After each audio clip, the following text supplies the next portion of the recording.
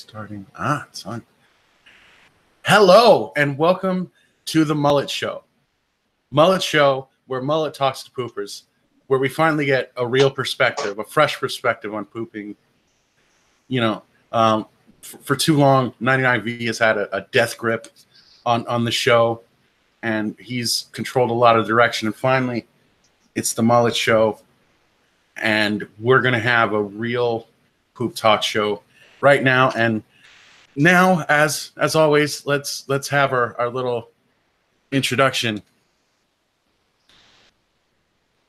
It's the Mullet Show. It's the show that Mullet host is, starring Mullet, and where he interviews poopers. And it's off the chain because it's the Mullet Show. It's Mullet Show. It's not 99V show. It's Mullet Show. It's the Mullet Show. Okay, wow, that was great, wasn't it? And our special guest, our amazing guest, my amazing guest, Chlorox Corner. How you doing, Chlorox? Pretty good. Great. So you're a pooper, huh? Yeah, I've been a pooper for quite some time now. Okay. About how long? When did you get started on that? Probably like a year ago now. I mean, I've been on YouTube for like a long time now, like 3 to 4 years. Yeah. It was very different. My channel name was not Chlorox Corner. The origin of my channel is interesting. So basically, I edit videos with Windows Movie Maker, and I'd make MLG videos on a channel called Mr. MLG. Yeah. You know, some of the worst content imaginable. I gained about 700 subscribers at that point. I switched to Camtasia for editing. I still edited. I made still some pretty trash tier content. And then I left it for about a year. And then I just decided, oh, screw it, I'll come back onto YouTube. Because at that time, people were still calling me like the MLG guy. And it was very insulting. Because I just didn't like the dead memes. I didn't like being made fun of it. So then I renamed my channel Chlorox Corner. I just thought, what's the most cancerous name? Bleach. It's a dead meme. I then started pulling out some shit posts, and then one day when I saw Steam Towns, I'd become a meme. And I thought, what if I mashed up Steam Towns with the Pink Floyd albums? I did that. It boosted my popularity, and I mashed up Pink Floyd, The Wall with Steam Towns. 75,000 views. Did not know how that happened. I then gained like a loyal following. I started to expand on that. It got a little bit like out of hand with the Steam Towns memes, to the point where I just said, screw it. I'm not going to do any more of the Steam Towns memes. I'm going to get into YouTube poop. This is what I've always wanted to do. Because even before MLG videos, I used to watch YouTube poop. There was Emp Lemon, who used to make stuff. There was people like Horror Coaster, people like that. Yeah. Yeah, Emperor Lemon, that's a big name to drop. A big timer. All right, so you're a meme guy, and then you start pooping. So that's where you kind of learn to edit in the meme community. You did some MLG stuff, and if we have any audience, that's of the uninitiated, MLG is Major League Gaming, and people at a certain point, it was a fad to make like they call them MLG montage videos, where it would just kind of make fun of gaming culture, the extremeness of gaming. Like, these are Major League gamers. This is serious gaming. Lots of air horns, lots of intensifying intensity. A 360 no scope, which is just, you know, these people should be given medals as heroes because it's an amazing maneuver in a video game. If you're playing a shooting video game, you turn around your character in a little circle, and then you shoot another character, and you don't even aim, and you hit them. It's a 360 no scope, and it's awesome. And those were referenced a lot in MLG videos.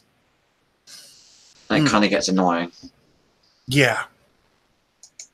And well, looking at my subscribers, one of my most popular subscribers who subscribed to me 3 years ago is Roofing Solutions by Eric Garcia. Jesus fucking Christ.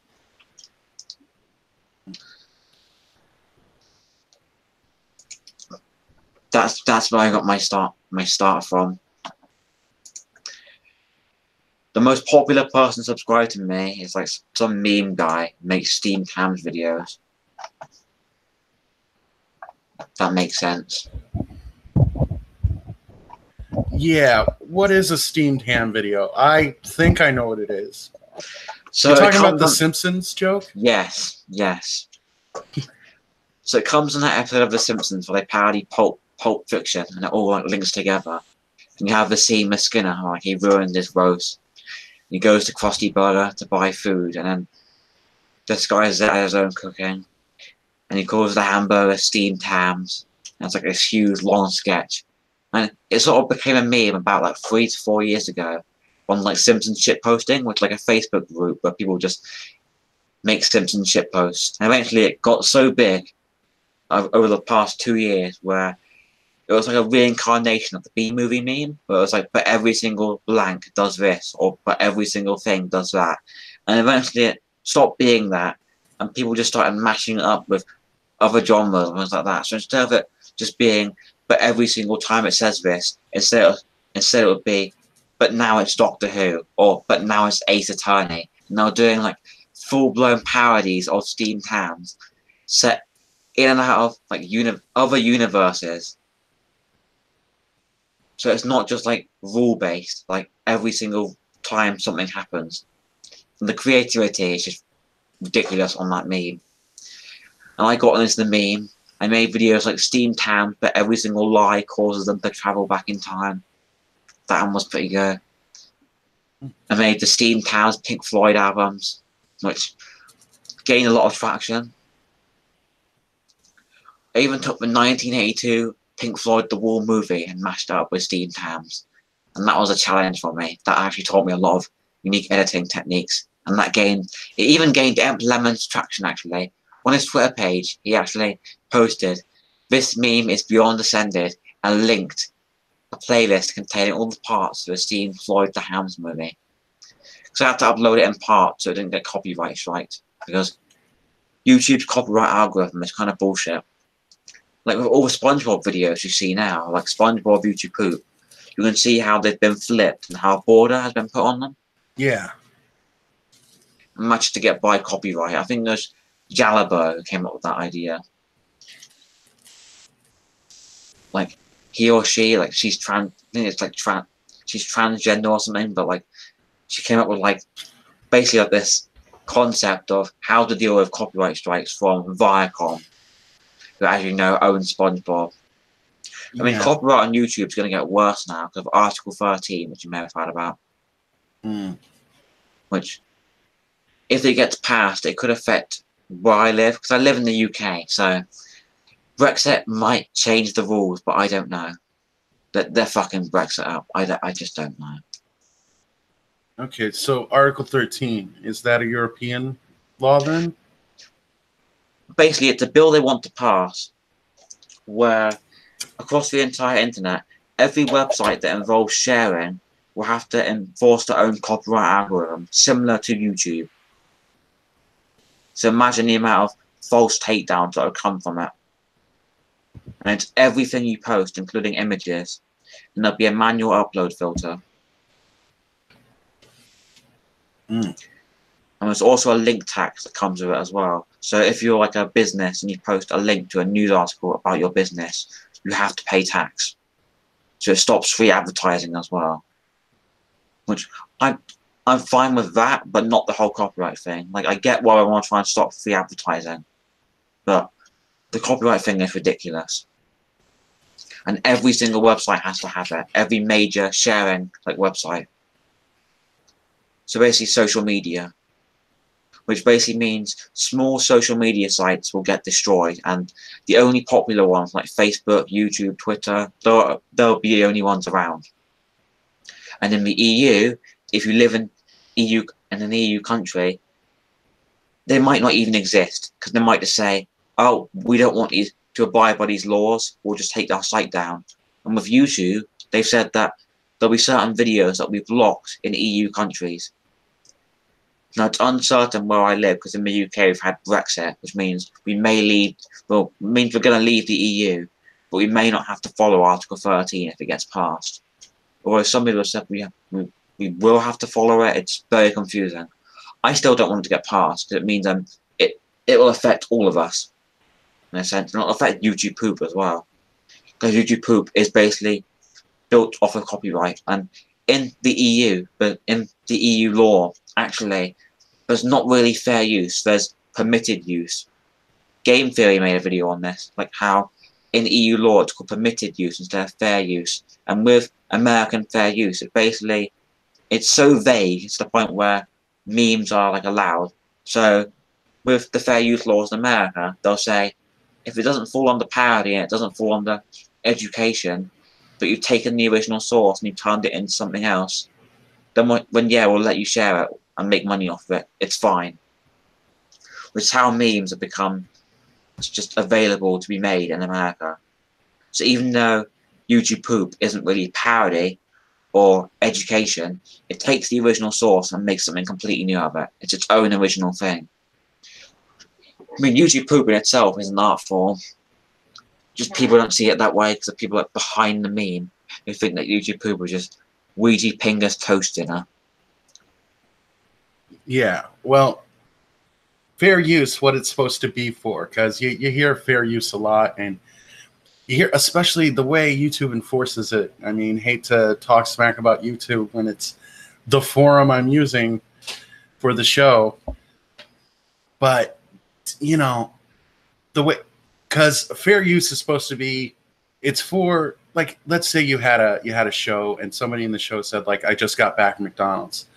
Like, so they don't owe McDonald's money from just saying McDonald's. Or if a show is like a skit comedy show and it's like, oh yeah, this is a skit about people who work at Starbucks. You know, Starbucks isn't going to sue them or think they owe Starbucks something for that. So, you know, when you say, like, you know, educational, informative purpose, it's not just that. It's for the purposes of being able to reference something. Because if it gets to the point where you can't even reference something, like, it's really messed up. And especially with the hipster culture, how much modern like comedy and satire references something, at least mentions something or uses a logo or takes place at a place. Things like that. But the way YouTube enforces it, getting to like it's an urban myth. Like, I don't know if you have this in the UK. If you hear, like, used to hear, like, basically dumb kids, like, you know, if you ask an undercover cop if he's an undercover cop, he has to tell you it's the law. Like, that is an urban myth, you know. And YouTube kind of treats fair use like that. Like, oh, I heard this rumor, like, you know, if you use the video, like, you know, for a creative endeavor and you just reference something, it's okay. It's okay if you're reviewing or commenting. It's like YouTube's, you know, they're very selective about, they seem to be selective about who they let get away with it. Like, yeah, on TV it's a lot easier to do fair use. Like, there's one example of fair use on TV which is ridiculous, and it's always gotten even more ridiculous, and it's this obscure Canadian show called Nirvana the Band the Show. There's basically two guys who try and get a show at, like, a concert venue called the Rivoli, and every single time they do it, it's like either real life or it's either real or improvised. Yeah. And they've managed to reference so many things in it. It's based off reference humor. So there's one episode where one of the characters, after watching the original Star Wars trilogy, because he'd never seen it before, goes completely blind. And it's on the day of The Force Awakens coming out, and they go to, like, a cinema to watch The Force Awakens. And because one of the characters blind, they parody, like, the opening with Daredevil, because he's blind, and they go in, and you actually see them film it all at The Force Awakens, and we just talk throughout the entire movie. Because one of the characters blind, and he just can't see what's going on in the movie, and they actually get kicked out from it. And there's also other parts of the series where they break into a museum and steal a map to go underground, to get underneath the Rivoli. And throughout that, they're using John Williams music from Indiana Jones. Because they're parodying Indiana Jones, they're able to use the official music, which is incredible. It's like an actual triumph of fair use. Mm. Well, that's in Canada, and the laws are very different. Yeah, and fair use is a United States thing, which it's kind of tricky with the nature of, because it's all international, especially, you know, YouTube and stuff. Like, well, what do you do if you're in Canada? Well, Canada probably has its own similar rule as Europe has its similar rule. Permitted use sounds a little more restricted. It basically is. Like, what the law actually is there is, if it's a parody or if it's educational, go ahead, use it. Anything else, no, basically. And when they mean parody, they mean something like a Weird Al song where it takes the melody but changes the lyrics a lot. Yeah. But again, it's how it's enforced, because if you weren't informing me right now, I would think it was much more permissive and liberal in Europe, because when I upload a poop to a European video site, they don't even think about taking it down. I've never got a warning or a strike or anything. It's just like, okay, it's a poop. Yeah, leave it up. And I have poops that are over 10 years old that are untouched. Yeah, I saw you use Dailymotion. Everyone's Yeah. been using that for uploading videos now. I go on there to find Spongebob episodes, actually, to edit. Because they upload full episodes of Spongebob. And what ends up happening is, I download them, and I make sure that the speed, like the video speed, because what I'll do is I'll either flip the video or change the video speed. So I have to make sure that it's 11 minutes instead of 9 minutes. And that's how I edit. That's how I get the source clips, because I can't be bothered to go out and get the DVDs myself. And if I'm not using Dailymotion, I'll record like clips from Netflix or something. But yeah, there are tons of people uploading all this stuff onto Dailymotion, and we're not getting into any trouble for it. Yeah, it's kind of like a backup service for poopers, you know, in case YouTube gets froggy, as they often do. Which is probably what has a lot to do with it. They're really big, so they're at the point where they have attention on them, and they need to look like, oh yeah, we're doing something about it. We're doing something about people using copyrighted material. So they need some sacrificial lambs, and poopers are a great target for that. Because, you know, who's gonna care if a pooper channel gets gone? And they can say, like, look, you know, we banned this many channels this month and this many channels this month. We're really, you know, but somebody will have a live stream of a channel or something, or they'll upload a whole show, and it'll go on for like a month or a couple months or a week or whatever. They're very selective. And sorry to get on my own soapbox, what really, I don't know, what upsets me about it is YouTube plays ads on those videos, right? And by the normal rules of what the rules of video hosting should be, like, every uploader should get a piece of those ads. They should be getting some money kicked back to them. But they don't. And even people who monetize, like, oh, you had a problem with the algorithm or something we didn't like about your video, and like just before, coincidentally, just the day before you were supposed to get paid, we pulled the plug on it, and we ran all those ads on your material, and that's our money now. Sorry, please go ahead. So one of the most ridiculous things I did actually see on YouTube, though, was someone uploaded an entire, like, brand new episode of SpongeBob for the whole week. like just for a whole week, did not get taken down by Viacom. 1 week, just uploaded this brand new episode, unedited, unaltered. I think it was like an episode of season 11 of SpongeBob, just unaltered, and it's incredible. It might just be like an algorithm thing because they haven't updated their algorithm, but even then, it's just incredible. Anyway, so we're on the topic of YouTube poop. Right. Yeah, on to more pleasant topics. I saw a little bit of your stuff. You have a Ratatouille poop. That looks pretty good. Yeah, I uploaded that recently. I edit with Sony Vegas. Yeah. Quite common. Yeah, it is. Well, we are big Sony Vegas fans here. And also Premiere is pretty good as well. What's pretty good as well? Adobe Premiere. Yeah, Adobe Premiere, yes. And also a lot of people using Power Director and KineMaster, which is pretty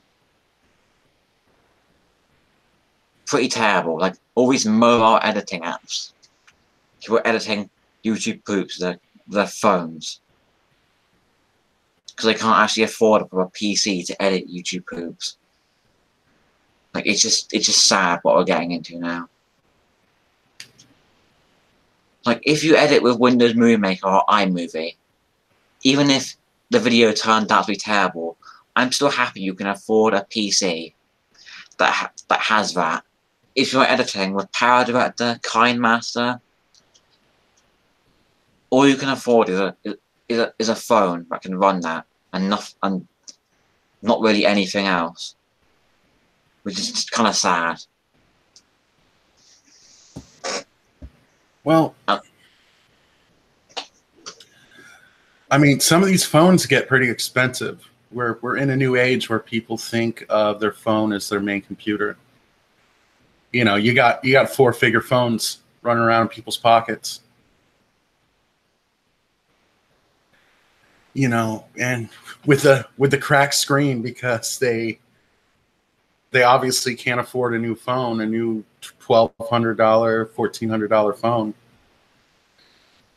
So they consider that their main machine, you know, rather than, I mean, for making poops, probably even a $90 tower computer is a better decision than a $1,200 phone. But we're not really in that age anymore. It doesn't feel like that. It feels like, man, that's an old hunk of junk. I mean, some poopers just use like laptops now instead of actual computers.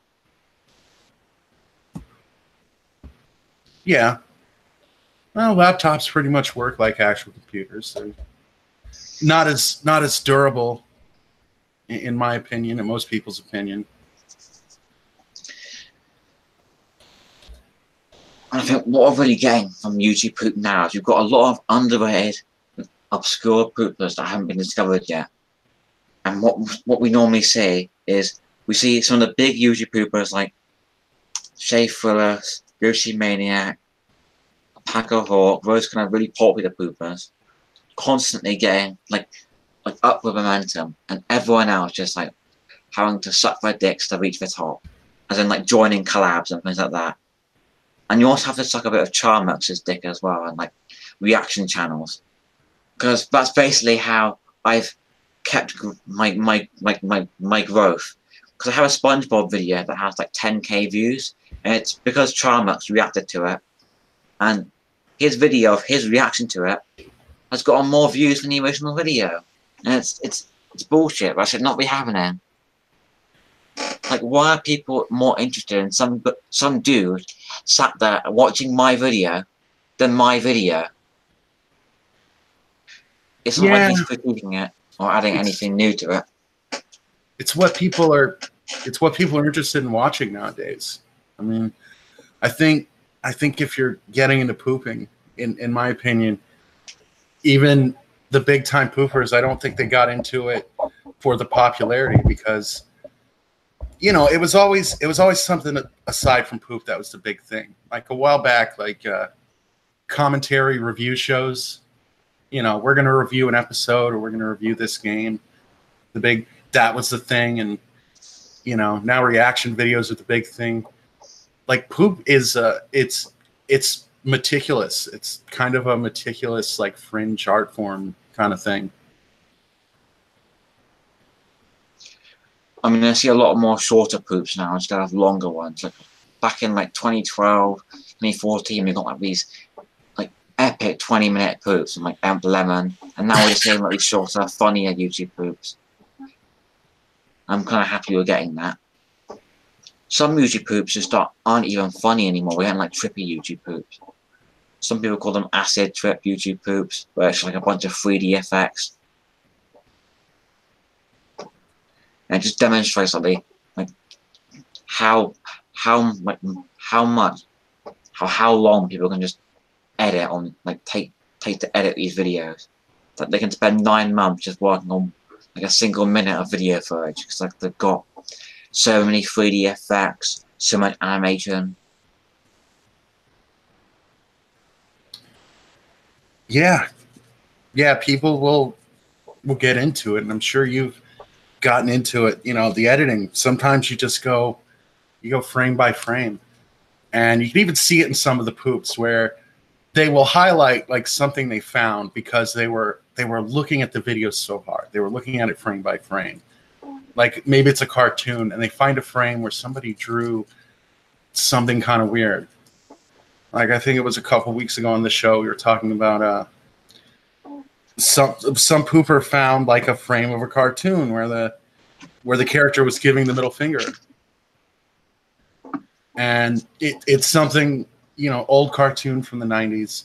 When it originally aired, nobody would ever see that because it's one frame.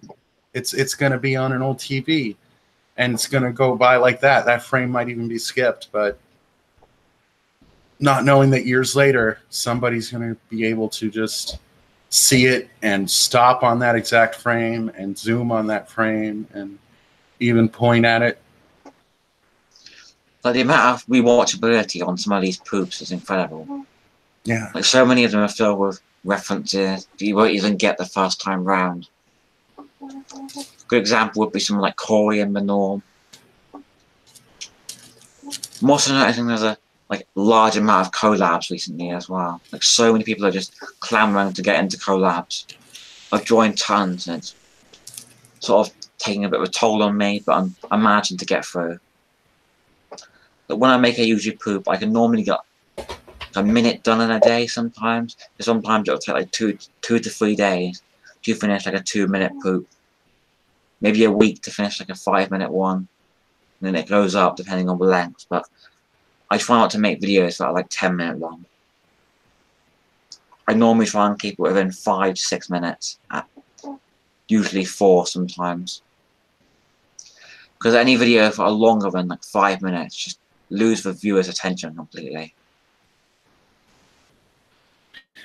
Yeah, you think it loses the viewer's attention? I mean, I guess it does, but that's unfortunate. When I was pooping big, I was going like 10 minutes, maybe 12 minutes, somewhere in that area. And I was trying to make involved story poops. So I did that too. Or plot poops. So, and yeah, I kind of remember getting frustrated. Like, okay, you know, people are going to be lost at this point. They don't see what I see. They don't see what I think is going on here at this point. But you know, I guess when you're a pooper, you just got to be ready to not be popular. You know, like you're doing it for yourself to an extent. I actually made like a 19-minute plot-driven YouTube poop, and I posted on the YTP Mania forums in the "What do you think of the above YTP" section, and they said that it goes on for way too long. They never mentioned the story in it. And I put a lot of thought in the story, and it's the same for my Spongebob YouTube poop as well. When Charmax reacted to it, he said, "What the hell is going on? This is like really confusing." He didn't get it. He laughed a couple times though. And again, it helped my my Spongebob video getting a couple thousand views, and now it's just recently hit 10K.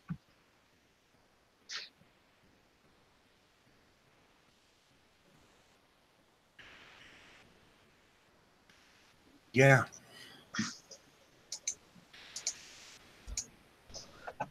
I noticed we have a watcher in the comment section. Ooh. The ghost in the machine. Yes, the ghost in the shell. Oh, we have a surprise guest on the Mullet Show. Caller, are you a first-time caller? What's your name? What question do you have for the Mullet Show today? Hi, my name is Julie Mountain. Hello, Julie Mountain. And I was really, I heard the guest on the show just before mention something about 5 minutes and losing the attention of your audience, and I didn't actually get to hear anything else leading up to that, so I'm really sorry. I'm ashamed, but I'm interested in that topic in general, and I was wondering if I could hear more from Chlorox, from Chlorox's point of view. Yeah. Well, I mean, like, a good YouTube poop for me is one that has like a lot of stuff in it. Maybe one that's like short enough to the point where it's not too like annoying to sit through, but not too short where there's barely anything in it. So like a 3-minute YouTube poop, you can still fit a lot in there. So I see a lot of poops now, especially from like people like Yoshi Maniac and things like that. They fill their YouTube poops to the brim with references, which always means there's stuff to come back to. Whereas I'm not really a huge fan of like 6-minute long videos that barely have anything in them.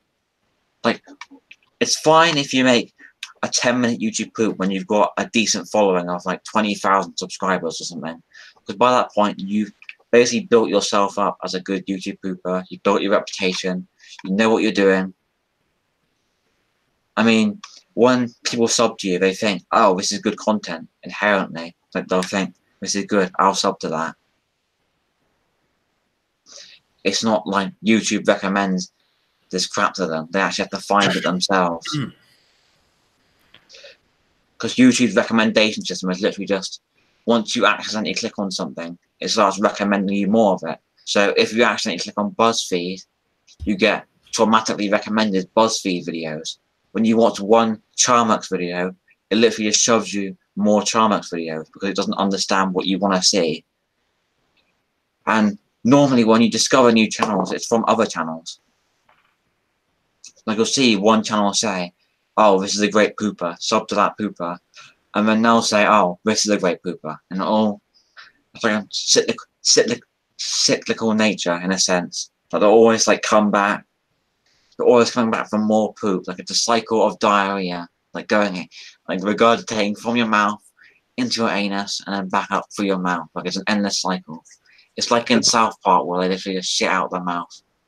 Let me ask you something, Chlorox, if this is something that you've ever heard before.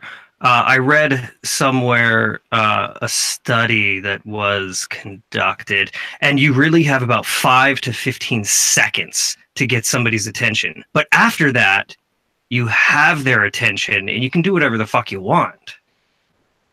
Have you read that?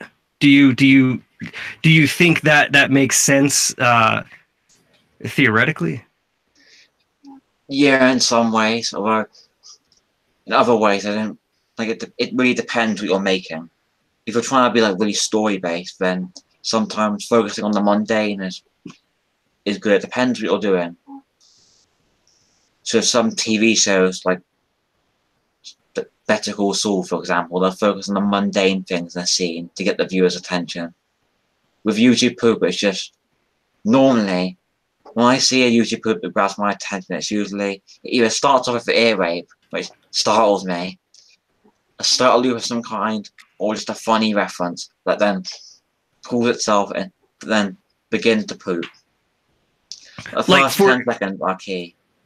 yes, yeah. Like for example, in movies, in Hollywood movies, in fact, in all movies, you will notice that that first scene, those first opening scenes, are usually very costly because they're trying to grab the audience's attention. So you'll have this like either a car chase, or you'll have explosions occurring, or you'll have some kind of like massive CGI kind of infused right from the get-go. And you'll almost notice this in any movie. And if they don't have that budget for the CGI and the explosions of the car chase, then they'll usually opt for a nudity scene or something of the like, which is still effective.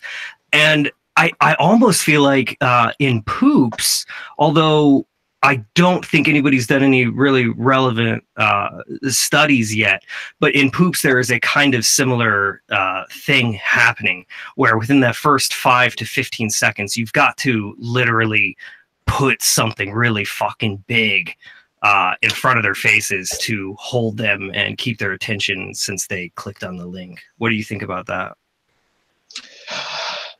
Yeah, I see a lot of YouTube poops, like especially acid trip poops that try and open up with either something really grand in terms of the editing, and sometimes something really shocking. Like a good example would be Awful Froffle before he changed his name to Scat Rat, where he made that YouTube poop Deliver Us, which opens up with probably some of the best editing in any YouTube poop, and then it cuts to Mr. Krabs having like sex with one of the like bikini bottomites in Spongebob. Yeah. And you can see the sheer quality of the editing, and it grabs your attention. You may wonder how I got here. Naked in a car chase with explosions all around. Well, it's a funny story, and it all begins in a small town in the Midwest. Fade away. Yeah, how many movies begin like that? Like, here we are in the middle of the action. I guess you wonder how I got here. I guess we should flash back to the boring part now they got your attention. They always do that, and they always open it up with a song by The Who. Yeah. Yeah, or Queen. Like either some 80s band, and they'll say, "Oh, you're probably wondering how I got into this mess." Yeah.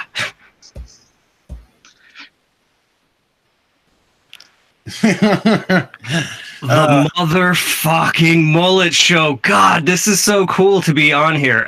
And by the way, Mullet, thank you. When I'm talking, it's not fucking coming over to my face. It looks like it's just not. What are you clicking on the heads down there? Because if you click off, then it'll let whoever's making noise. It'll go to them. I got that setting on. While it's not doing it for you, it's not doing it for me. It's doing it on the broadcast right now. Oh, okay. If that makes any sense to you. No. So did you explain the Mullet Show already? Have I missed that part? Yeah, you missed that part. Okay. Well, I'm proud to be here. And this is a plan of ours in case I'm unable to make it, and it's still very important for us to be able to connect with our guests. And Chlorox, thank you so much for wanting to be on the show and connecting with Mullet and myself. Well, I just wanted to gain some traction because I looked at my social blade the other day, and I gained about 2 subscribers, lost 2 the next day. Oh, fuck. They stopped making Steam Towns videos because that's what they want me to make. They want me to make more Steam Towns Pink Floyd albums. And it's like, don't you realize the meme is dead at this point? Please stop. Oh, God, I don't know if this is relevant, but I saw a Pink Floyd cover band called Brit Floyd a couple years back. Yeah, I follow them. Dude, they were fucking good. They were really fucking good. Except I had my girlfriend with me at the time. She's my wife now. My girlfriend. Funny story. We were sitting there watching the show. It was about 30, 40 minutes in, and there was this old guy about in his 80s, and he walked in, hobbled in on a cane, sat down. But this fucking band started playing some fucking Pink Floyd music, man, and he just stood up and started doing all of the guitar solos on his cane, standing up, leaning back, getting into it, man, just hitting every fucking note with his cane. It was really cool. But my girlfriend at the time leans over to me and she's like, another guitar solo? And I was like, oh, dude, come on, just trip with me. This is good. This is good. Just lean back and enjoy. She's like, but another solo. I never actually got the connection between Pink Floyd and YouTube Poop. Like, where did it come from? I never actually. I'm not sure myself. Interesting fact. I actually do know some guys that were roadies for Pink Floyd.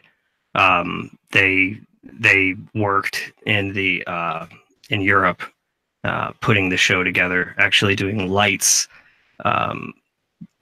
and effects, and they did go on the Animal tour, and they did a number of the rigs with the fucking flying pig. Very cool shit. Cool guys, actually. Older guys. So I'm a fan. I'm a fan of that shit. So anyway, what are your favorite like poopisms or poopers? Let's stick around to the topic of YouTube poop because we sort of went off the rails there. Oh, getting off the rails it's plenty fun and it's a plenty good thing to do. What kind of poops do we like? I like poops that they map themselves out. They kind of there's kind of like a map where you can almost predict what's going to happen, and then they completely go against your prediction and they exceed expectations. And that kind of can apply to any poopism almost. I like that feeling where I think, oh shit, I know where this is going, and then all of a sudden, wow, okay, no, never mind, that's fucking way better. Yeah, I like my own poops. Nah. I am a plot poop guy, and I like to watch other people's plot poops if they're in depth, you know. And I agree. I do like all kinds of poops, you know. I like the trippy poops too.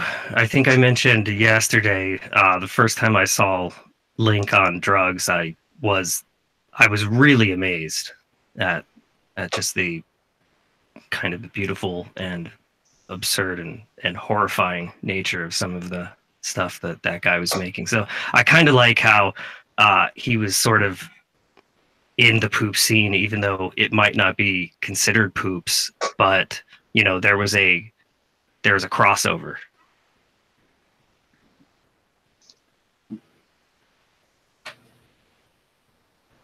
Well, I saw some of the stuff that Mo Bros had announced he was working on, and yeah, that looked kind of like amazing in terms of the visuals. Had Mr. Krabs in Hell. I'm glad that he's back because a lot of poopers now are taking like hiatuses. And they spend about like 7 months on hiatus, and then they normally return with something, or they just disappear forever. That's like the last you hear from them. Because YouTube poop is very stressful. Oh yeah, I totally agree. Fun. Yeah, it is really stressful. It's an art, you know. And when you're creating this, and you can, you know, you're fucking going frame by frame, and you're trying to make story or make comedy, make drama, and it can be incredibly stressful. This is something that we've mentioned before, but usually we would, him and Mullet and I would co-op poop, and we would work on these for a couple months, and it was kind of excruciating on occasions. On occasion, but I think most of the time it was great. Oh yeah. Oh yeah, I'd love to go back and do it again sometime. Oh, absolutely. I'd love to put on like my stupid boots and walk to that like little store and buy some cans of iced tea and come back where the dog has torn up the house and just, you know, just work on some poops. You know what I was thinking about the other day? Yeah. I had this thought, Clorox, and maybe you can expound upon it. That with any given scene, there tends to be a kind of renaissance, and I'm wondering if the scene is getting to that point where they're okay. So you first have the founders, you have the boomers, and then you have people. You have the second wave, which I kind of consider a second wave because we were going beyond the original sources and trying to use the poopisms and I have a feeling that there may be a renaissance period where people go back to these original sources and maybe make something more beautiful than we even realized could be made. Well, I mean, if you're fans of the Hotel Mario source, like the original source here, then maybe. Like, I've been seeing that with, like, Jimmy Davis, some of the stuff he makes.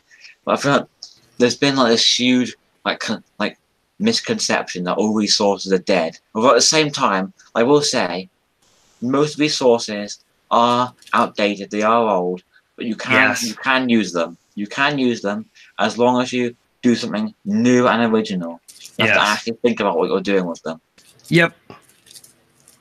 The best thing you could possibly do with them is do story. That's like a good example. If you can do story, then like your possibilities are endless. I did make like a 19-minute story-based poop, and yeah, the reaction to that was a little bit iffy. Some people liked it and said that I should make a sequel to it. Must have been fun to make, though. It was fun to make. I do admit story-based poops are fun to make. Yeah. Oh, yeah. Deeply they are. What'd you say, Mo? Deeply satisfying. Yeah, they are satisfying because you're molding a narrative, and when you can accomplish what you were setting out to do specifically, you know what I mean? You feel like a storyteller.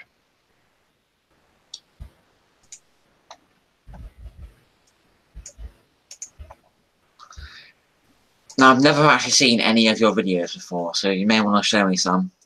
No, we'll just... Okay. I'm just fucking around. No, they're there. They're old, you know what I mean?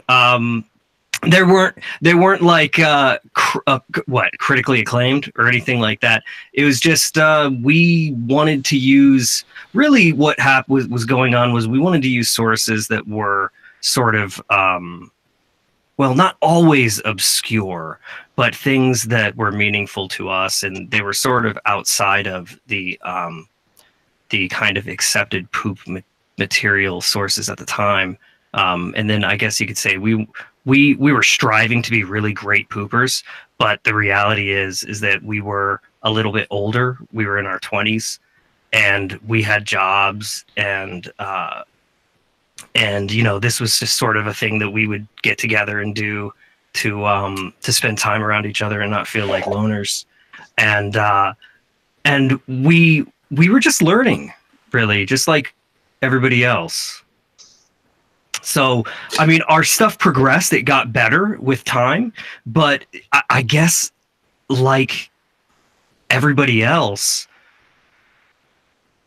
we had to kind of move on, focus on other things. For example, I went into the university system and came out cookie cutter, and I just I haven't gone back to it. I did create a couple of alt accounts and try to push the limits, but that's secret shit. Yeah, but the limits push back. Yes, as they always do.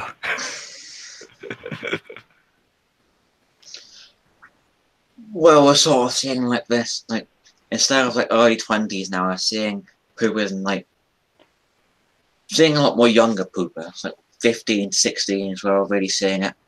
I don't want to reveal my age, but at some point I am going to have to pack my bags, get myself ready for, college. I'm taking a game design course.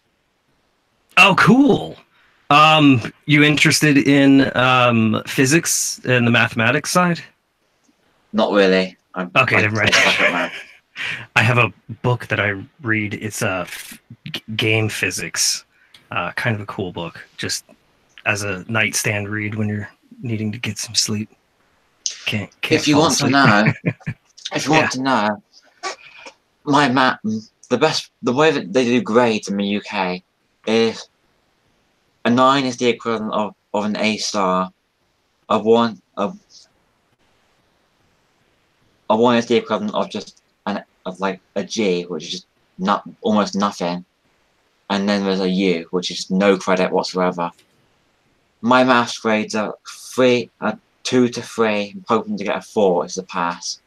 4 is a C, 2 is like high F, and a 3 is like a D. I didn't even know how I even managed to get into school in the first place. If you don't actually know, I actually have Asperger's. I'm autistic. So I had to be put into a special school. I had to work my way up. Got into a mainstream school. Just barely managed to make it. And now I'm trying to pass my exams.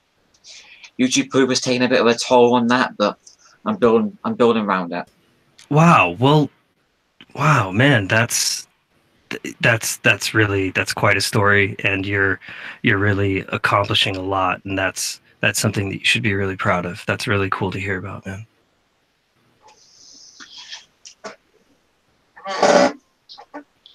I mean, I don't think I mentioned this to you, but I think I mentioned it to Mullet when we started. I got my start in MLG videos, and my content was a lot worse than what it is now. Oh, those are MLG videos. I learned this in one of our other interviews. I guess that had something to do with it was a popular kind of meme poop, but it was more meme-y, popular stuff. Yeah, it was how would you describe it to our audience or somebody that isn't quite sure what that is? Imagine YouTube Poop without any of the effects or poopisms except for ear rape, and the memes amplified times 100. So it's literally just filled with the same jokes, same memes over and over again. It's obnoxious, loud, and it criticizes gaming culture. Oh, okay.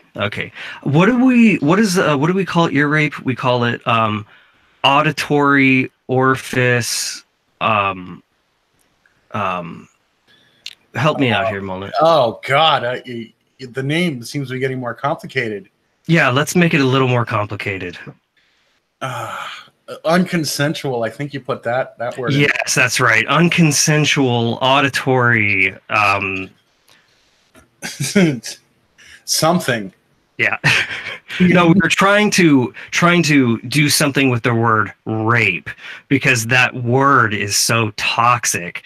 And I was thinking if we just add like 5 words to explain that one, like we could pass that off as a joke. God, that makes it sound worse. I'm making a joke off of a jokey thing. Okay, sorry.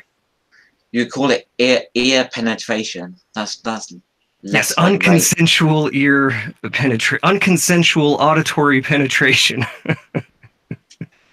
Yeah, I got adult syllables. Yeah.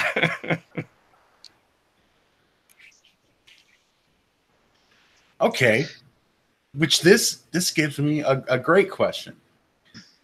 Now, way back in the day, there was talk about like renaming YouTube Poop because people didn't like the name. The name isn't working; it's not conveying what it is to people.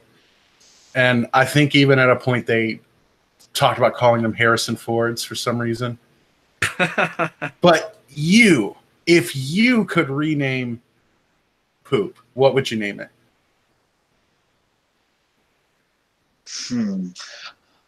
I can't rename it. I don't really know. Maybe cancer, something like that.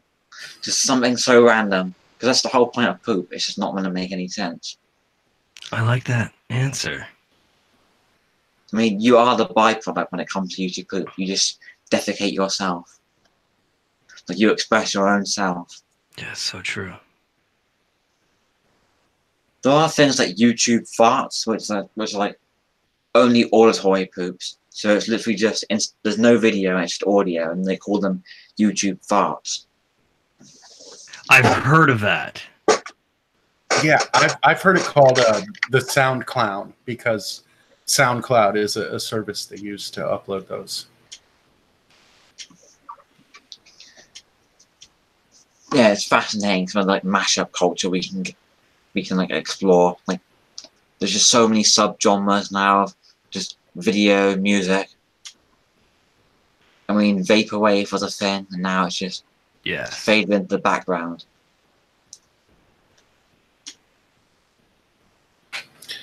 Yeah, vaping was a thing, and some people still do it.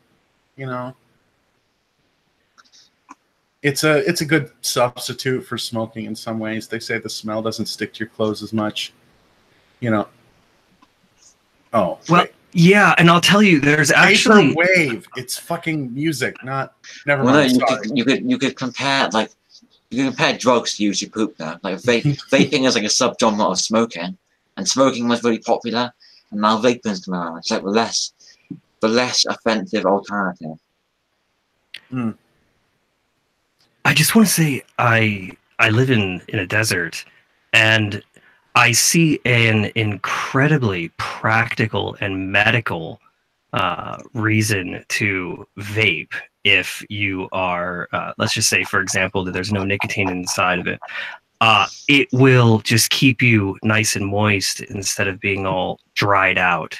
And I think that particular niche in the vape market is not being utilized.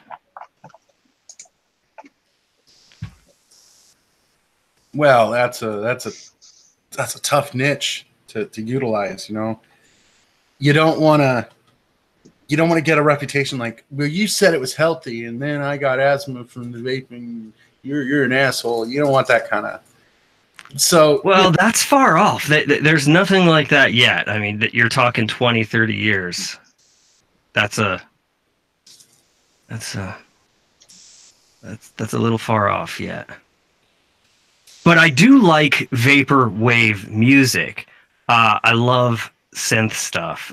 In the early mid 2000s, I really started enjoying synth again, and I'm a child of the 80s, and so when I was a kid, I heard a lot of synth. And then in the 90s, it was like if you heard synthesizer in the 90s, it was like run the fuck away, because there was something so boring and flat and tinny sounding about it in the 90s. Something happened in the 90s, man, where it was like the only people that were using the synthesizers that you would ever hear on the radio were like old men that were playing sad songs. And so they just killed the fucking synth single-handedly. Of course, there was dance music scenes and shit, like you would hear dance music, but it was that dance music, from like the early 90s and stuff, and you really wouldn't hear it on the radio unless it was like late at night or some shit. Yeah, all upbeat dance music. No, like not the patented synthesizer like long note. No, like ring, ring, wah, wah. No, dance music like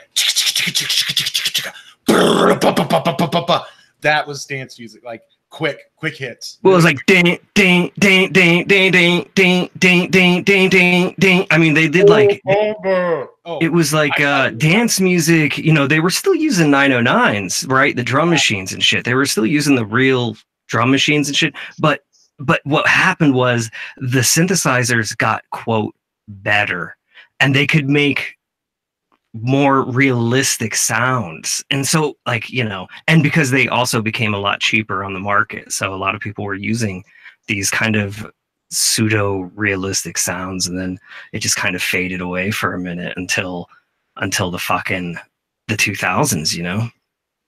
Although I'll say this in the late 90s, I remember I had some friends, mostly girls, and they were like, man, you should listen to this dance music. And it was true dance music with synthesizers in the background.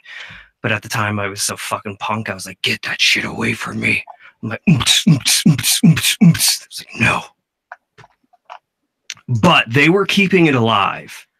And I'm really glad that they did keep that shit alive because it turned into something really cool. Clorox, where are you located? Are you in the UK or are you in Australia?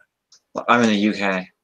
Okay, fucking cool. Okay, so then were you in any scenes?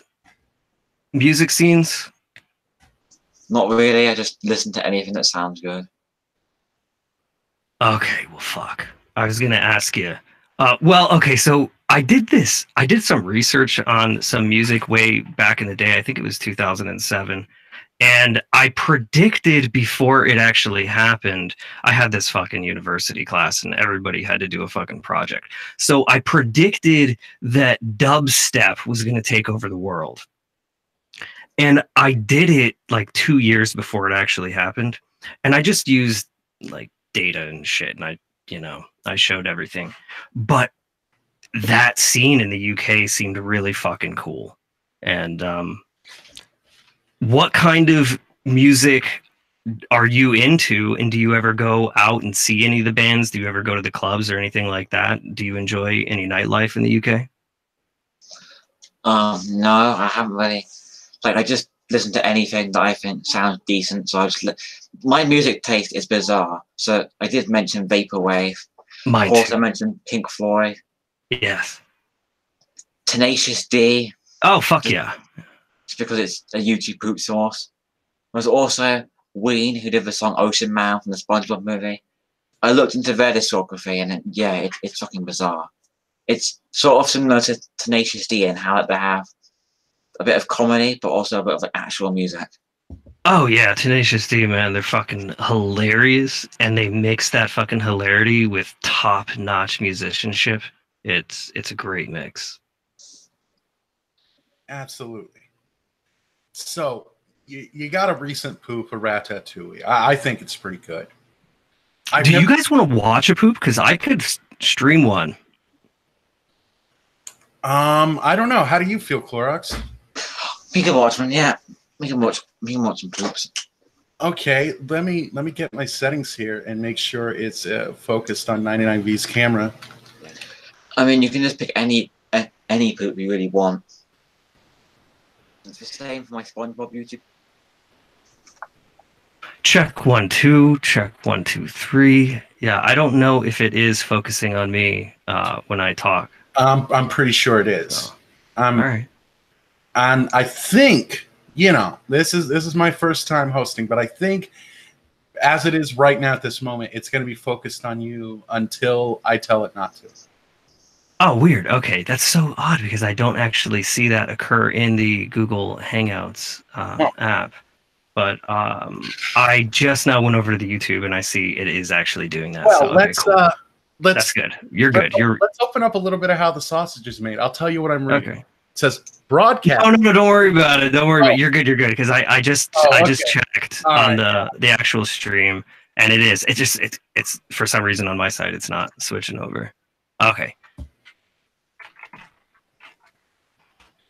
Yeah, because it uses the word that I see. So it's like that I see. Because it's the Mullet show. It's the fucking Mullet show. Look, we just subscribed to you, Chlorox Corner, and I'm just checking out your YouTube page right now. Let me do. Yeah, so I guess we're gonna roll one of your poops. Which one do you want to show? I don't mind. You can just pick any.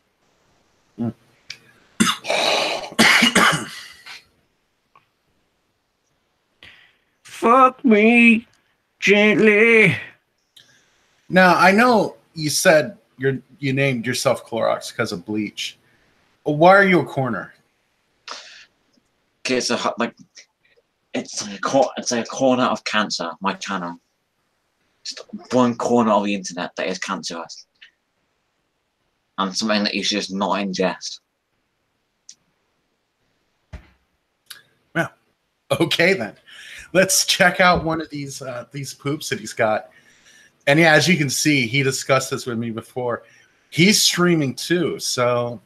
Oh no shit! Yeah, there's a lot of firsts where. Oh fucking A! We're simulcasting. Oh, that's The beautiful. Mullet show. Okay, fuck. Let's see this. Let's check this show Oh, out. and I've started a new series as well called The Joy of Pooping, which is like almost like a parody of Bob Ross's The Joy of Painting. It's like it's toy on how to make YouTube poop. Well, that's Part like expose. sounds like a brilliant idea. Yeah, it's brilliant, man. I love that. I don't know. How do you feel about Flew Away? Because I ain't seen that one before.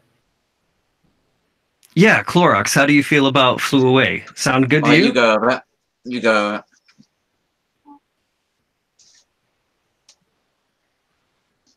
All right.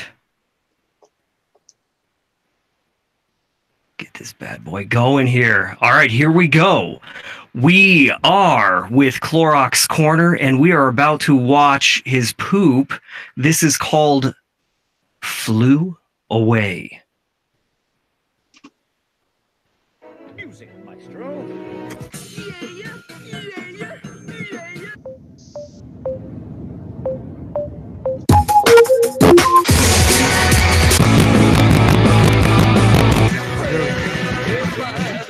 Having a good time, darling? What was that? Sarge, wake up! Where's your honor, dirtbag? You are an absolute disgrace.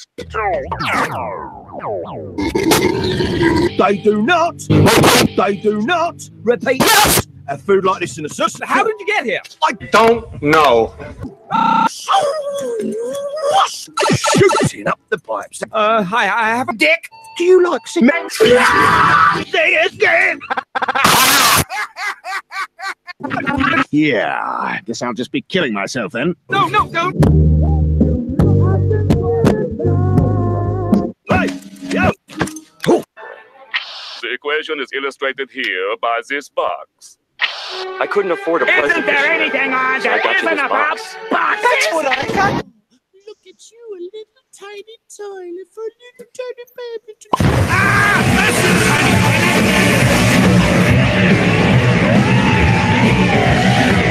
Nice.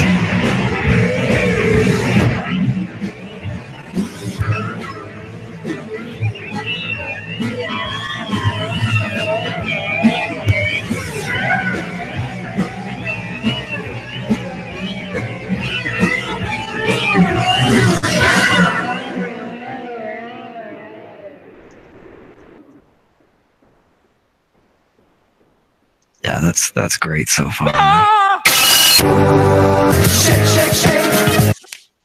Stop it.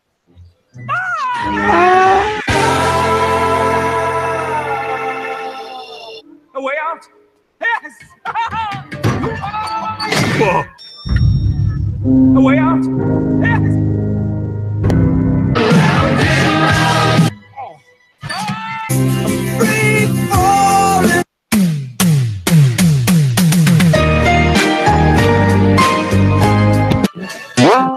It's coming! What? Where? Who? It's the end of the world as we know it. You think you can back away from the truth? Keep an eye on this one, keep it ever Up my ass! Oh no. The captain of the jammy Cock. This isn't your average everyday darkness. This is advanced darkness.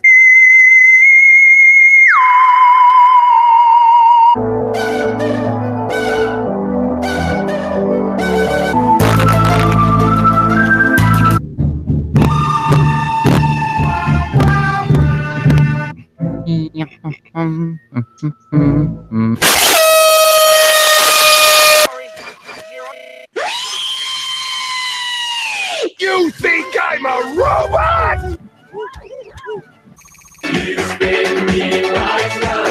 I'm upset now. Whatever's going on here, I assure you I'm not involved. I'm an innocent bystander. Sexual. What the hell is this? Crying out loud!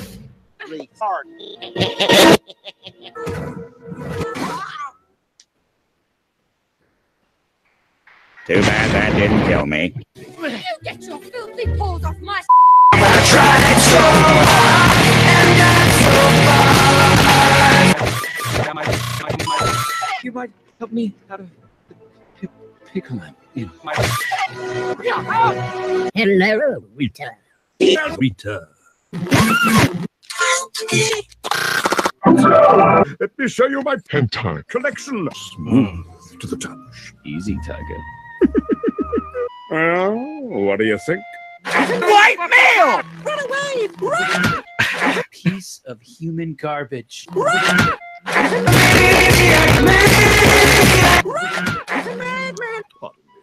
My fly's undone. Biggie. I said you'd find it amusing, not diverting. I said you'd find mute amusing.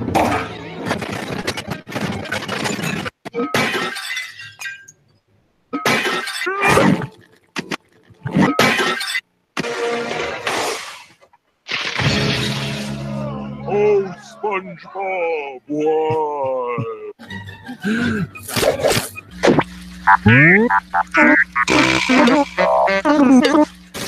You too, Poop. Must be enough. Poop. Dude, that was great. Yeah. Thank you for watching that with us. That really was great. There's a lot going on there. Anything you care to explain? Not really. I don't really consider that my best work. Well, I mean, what were you going for there? If you don't mind me asking, we really haven't done this kind of thing where we show someone's poop and then ask them to comment on it. So this is sort of a new thing to try out. But I mean, what were you going for there? What were you thinking? I mean, is there anything that you could share with the community on that? Well, I was just trying to go for like some good like reference jokes, reference-based humor. Wasn't really trying to do anything plot-driven. Some basic start loops thrown in there. Yeah, I'll say it didn't feel like you were wasting time or being insulting to your audience at all. You had a nice fucking flow of just constant poops there, man. And that was 5 minutes and 7 seconds. So yeah, I respect that. The one poop that I have made, which I do think maybe a bit too I do think I have a lot to say about, would be sure. Would be an Inktacular special. That one's about 19 minutes long, and it's a full story-based plot poop that I made. And it's probably the most ambitious video I've ever made. Well, let me ask you a question. Is there an act in the poop that you would be interested in showing? Well, I mean, it all kind of links together. You'd really have to see it to sort of witness, like, the sort of observer. The best way I can describe it is, it all links together. It's one chain of events. And the sort of links some of like lore to my channel, because originally, before I got this new cover art on my channel, basically, I created this fictional company called The Ink, which is like a parody of Monsters Inc. That's fully libtarded, that takes over this channel. So in any collabs and things, I might say in association with The Ink, and it's this fake, fraudulent company that takes control of my channel just for no reason. And they sort of explain it in an Inktacular special what The Ink actually is. It sounds very interesting. I mean, you've already got my attention the way you've described it. Mullet, what do you think? Yeah, it sounds really creative, you know? I mean, we would have never thought of anything like, making up a fake company. Because that's a joke. Infinipoop is a fake company. Infinipoop, we thought of that. Infinipoop LLC Limited is a real company that makes such products as Infinipoop Poops. Okay. The Infinipoop Poopcast, the Infinipoop Mullet Show, one of my favorite products of Infinipoop. Mine too. Yeah.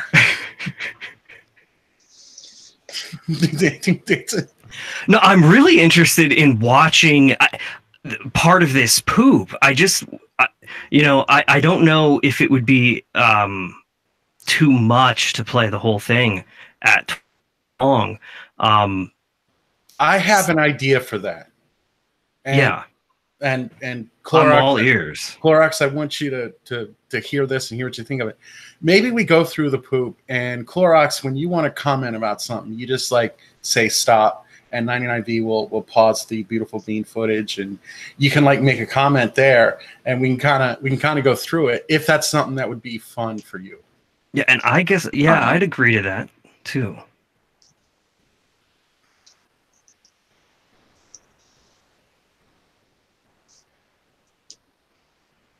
Oh, Chlor, what were you thinking?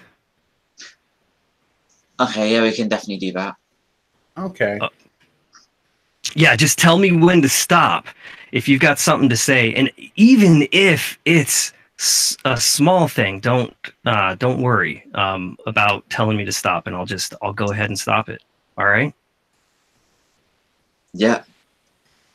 Okay, cool. Well, this is really fucking exciting right now, Mullet. Yeah. All right, we are going to watch this YouTube poop called an Inktacular Special by Chlorox Corner at his well, I don't want to say it's at his request, but this is a very interesting poop that he's brought up, and it hasn't had that many views, so I think and I hope that everyone will go check this out. It's called, again, an Inktacular Special, and we're going to do this right now with Chlorox Corner, and we will stop the video whenever he has anything to speak about. And this is going to be awesome. Okay. All right.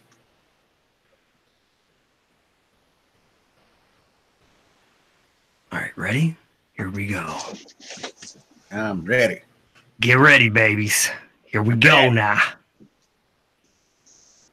Why don't I just go back to the day things took a turn for the worse? Run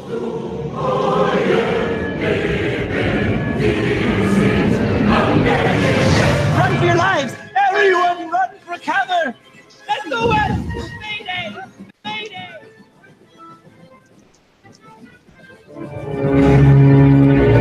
Life changed. Scary isn't enough anymore. Oh, come on! I admit this is cool! This has gone far enough. All I wanted was to rape you. I only wanted to help! How do you think I got rich? I invented interdimensional travel. I invented drugs. I invented weapons. See? Now you respect me because I'm a threat. That's the way it works. Turns out there are a lot of people, whole countries, who want respect, and they will pay for the I'm dick sorry. to Could you get pause it. it? But you are worth it. Pause it for Mr. Corner. But I have a question. Who is that guy? Who is the cow colored like logo thing? That's like a messed up version of Syndrome. Ah, okay. Call him Down Syndrome. All right. I just want to say already, I like this. I don't know if I've mentioned this kind of thing before, but I love poop that has a message. I don't even really like it. Just feels, I don't know. There's just more to it. I do like poop that is completely fucking aimless and anarchistic, but I really, really appreciate poop that is trying to say something, and where the creator is utilizing the poop as a medium to communicate a maybe a larger or a complex idea. And I see that going on right now. Yeah, this is cool. Just taking a moment, I can see your guy with the logos here. I hope I'm not embarrassing you by going too in depth. The Starbucks, BuzzFeed, Apple, Pokemon made of logos. I kind of thought I saw like a cow look because of the color scheme. Like there's a like white and black calico kind of effect on some of it. Yes. A piece of paperwork with a pen. The Last Jedi also. And it looks like he's wearing a Trump hat, but it does not say. No, it says make Donald Trump again. Yes. He's not actually, the contract isn't part of him. He's just about to give it to Warren News to sign. So it makes the story. That would actually make sense because I can tell from the depth of field. So he's trying to get the. So that's where we're at. They're on a train together. They're talking about this deal, and please let's continue. Sorry for the interruption. Sign it. I'll kidnap 1,000 children before I let this company die, and I'll silence anyone who gets in my way. So why start now? Huh? I'll be a bigger scare than you ever were. Syndrome will save Monsters Incorporated. Die, you sly dog. I have a weapon that only I can defend.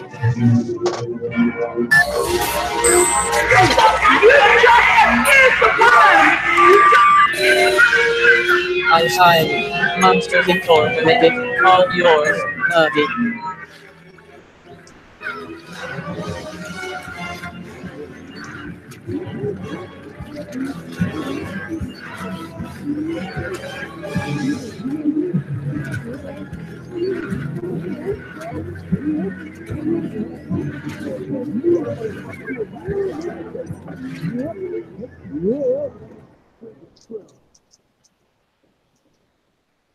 Okay, I'll pause it right here.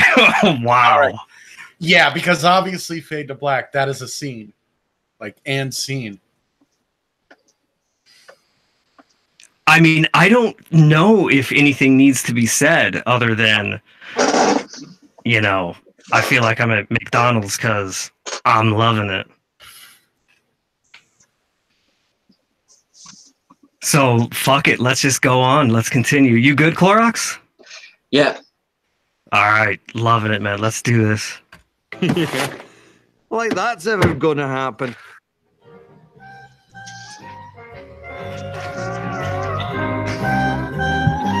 To stop.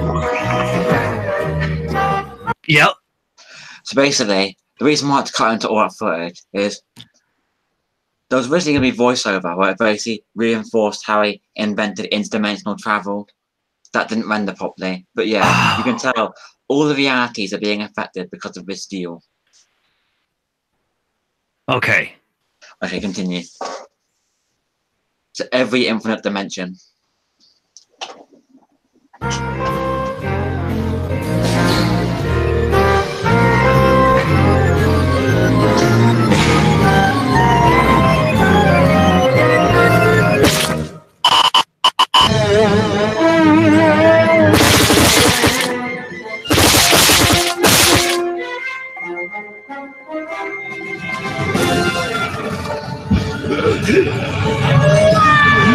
Slow down, I'm gonna spurt. I'm gonna wet myself.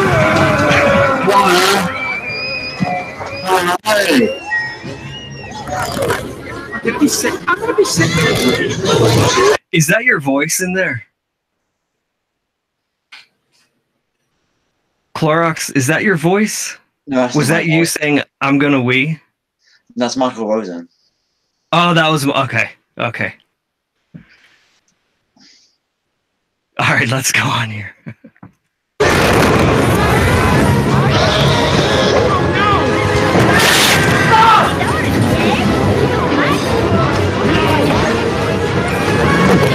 Get it. There it is! How are we supposed to get to it now? Just dead ends us. There he is. Micro. Horny. What? Sully. Just do it. What? Sully. Just fuck him. Ow! Ow!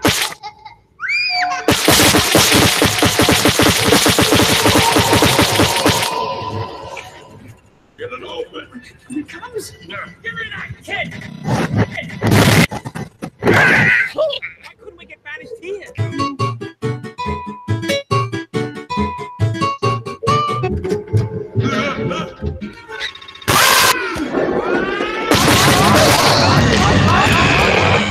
Damn it, can't a guy masturbate in this house?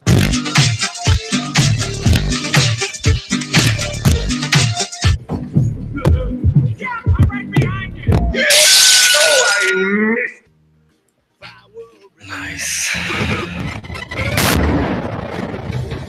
Come on. Hurry up. Get inside. Drop on the deck and flop like a Seagull. Mine. I hope that hurt, boy. Great job, buddy. We lost. Woo!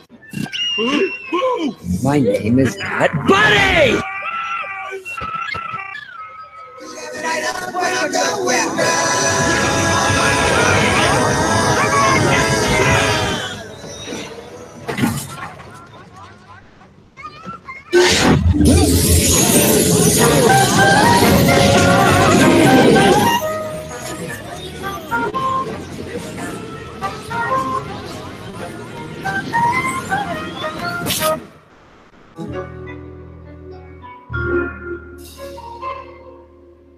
Oh wow. Yeah, this is really cool to be watching this with you, the creator. There's a lot going on here. It's very it feels like it's very self-aware and it's very aware of world events. So yeah, that was his Shrek story. And you may have noticed there's a lot of like mind jokes and Finding Nemo. That's because they squirt out white ink pellets. So it's not just like a simple cum gag, but sort of references to how they call it the ink. Yeah, I think when you also mentioned the seagull, you used it again, and yet at that point it really wasn't being interpreted as cum, but rather shit, bird shit. And yet it was the same graphic. At least it felt that way to me. So yeah, you were doing a bunch with it. All right, so is it good for us to continue? Yeah. Cool. Fiona, are you in there?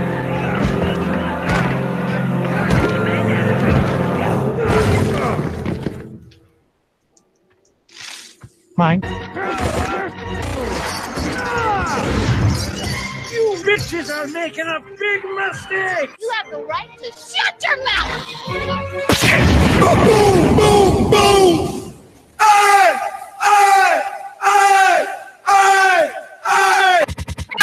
Will you no matter what they take from me, they can't take away my virginity. Donkey, what's going on? Do you know if your mother is? Shh, quiet, pedophile.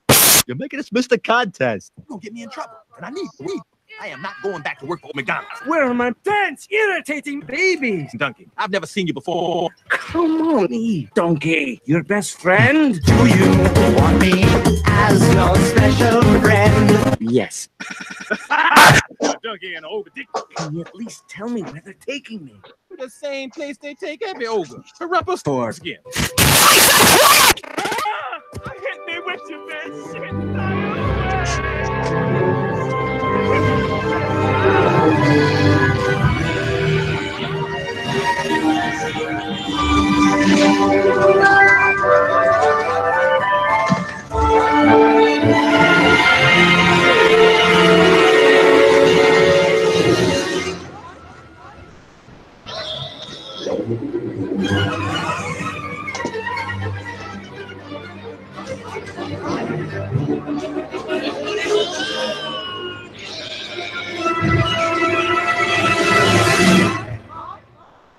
Nice sense of dread. One is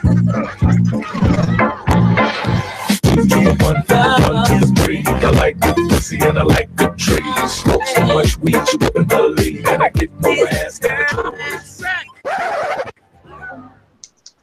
There he is! Oh, so close! Have I been waiting for you? So tell me, are you gay? All right, Rumple, what's going on? What have you done? Oh no, Shrek. It's not what I've done. It's what Syndrome done. what it is. Sign Monsters Incorporated. over to me. You better start making sense, you dirty little man. Here, let me spell it out for you.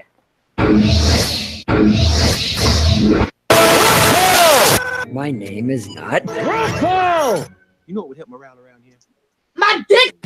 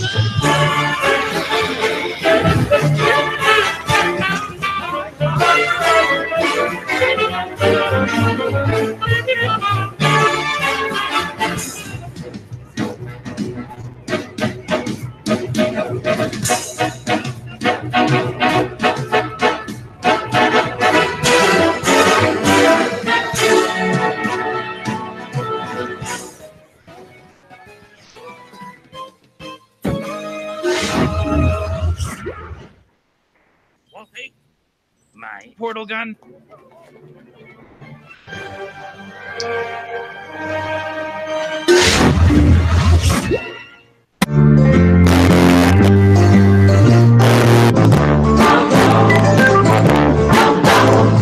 He's the guy who's the talk of the town.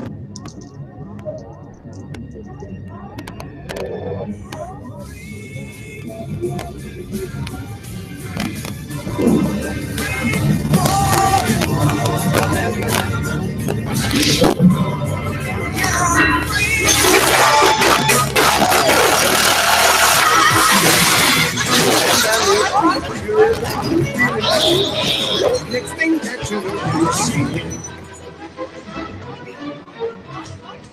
Well, we're fucked. Oh man, my mouth was open.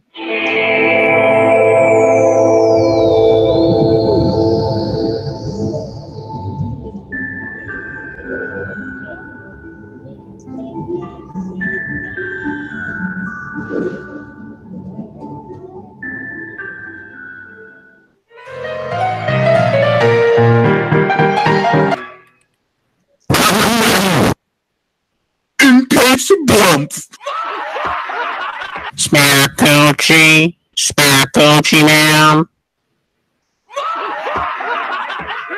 Coochie. I'd like a glass of Diet Dr. Kelp. Making it double. 8. That's what we got. Bimmer. Juice. That's what we got. Hey there, Cup. Who exactly are you?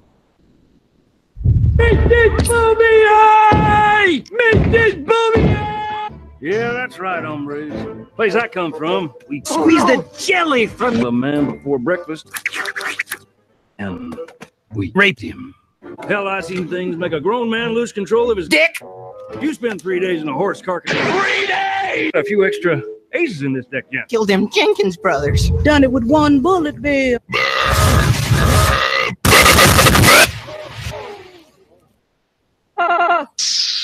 Smoking! 9/11. Here, kill me.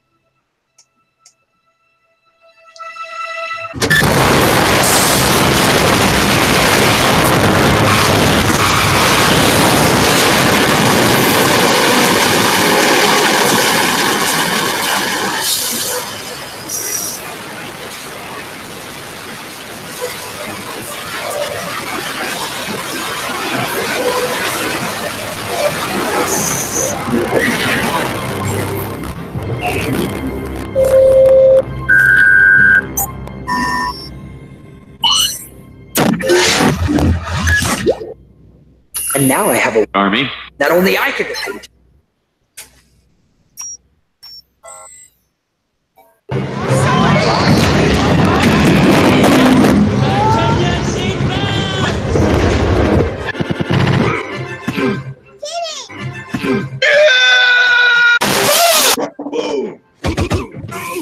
Look at everybody's favorite stupid, pathetic waste.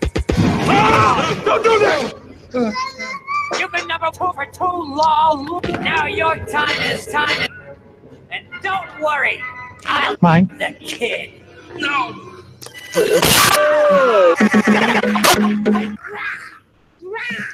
She's not scared of you anymore. Okay, Boo, it's time to go. Come on, Uncle Mike. The Doorlands in the station cut the child and the criminals responsible for this whole mess. Great. A welcoming army. What are we gonna do? Here's the kid. I'm cooperating. But before you take me away, I have one thing to say. Catch!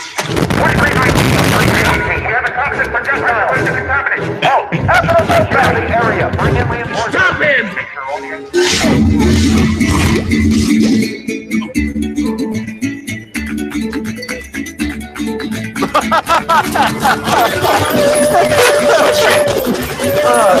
Remember what you said then?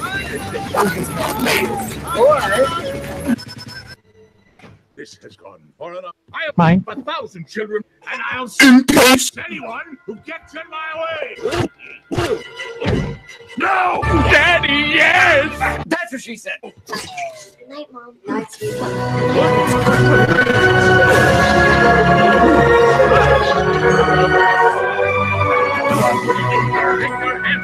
You can't arrest me. You destroyed this company. Monsters Incorporated is dead.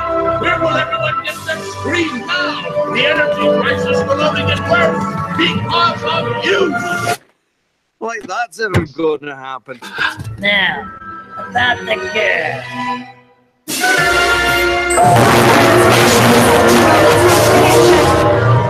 Get in the portal and get Down syndrome. The kid, your time is up. Celebrate. You may have saved the girl, but not the multiverse. No!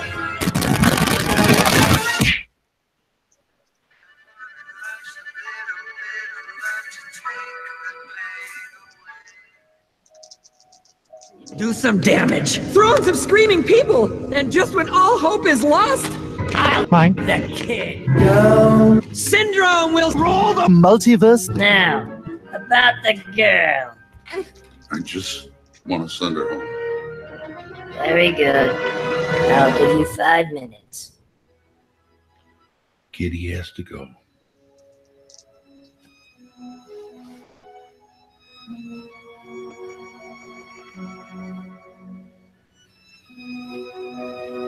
Nothing's coming out of your closet this Mine. right? And with the kid Dead. no one will be. Hand it over. You mean I can't see her again? That's the way it has to be. But I'm in control. See him!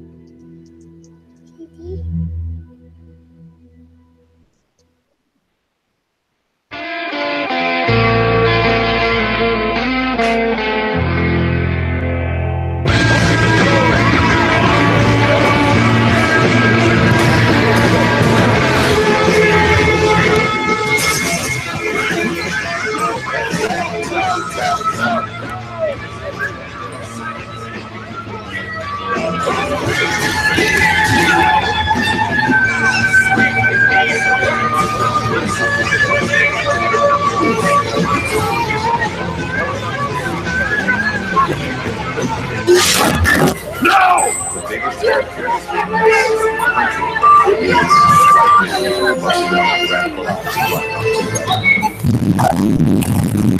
Oh, Dad! She's gonna blow!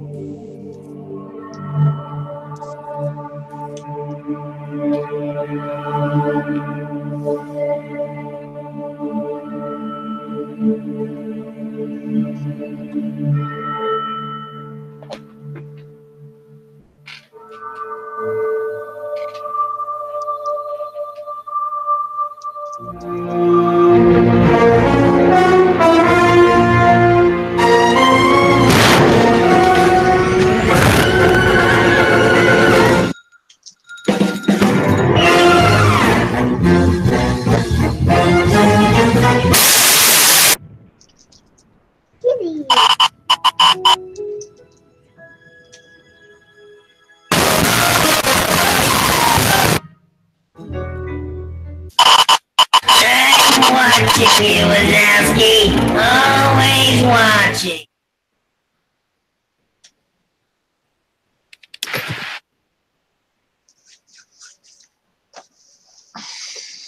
Damn. That was awesome to be able to watch that with you. I do have to admit that was quite a complex YouTube poop when I was making it, coming up with the story.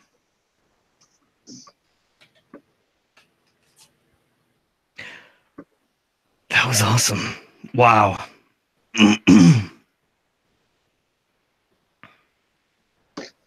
Like, story-wise, it's one of my best story-based YouTube poop yet, but I'm not really a story-based pooper, to be honest. Yeah, I found it really fun to watch. To just sit back and watch. That was really great. And it did have a purpose in it also. It was like a purposeful poop.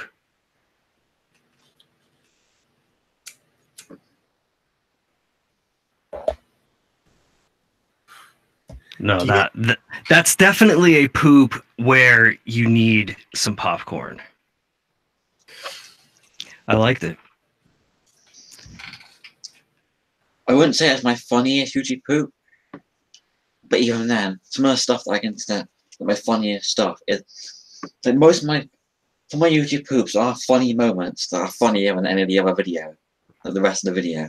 Probably some of my favourite sayings from my YouTube poops. Probably one of them is, "I defecated, lol." I defecated, lol.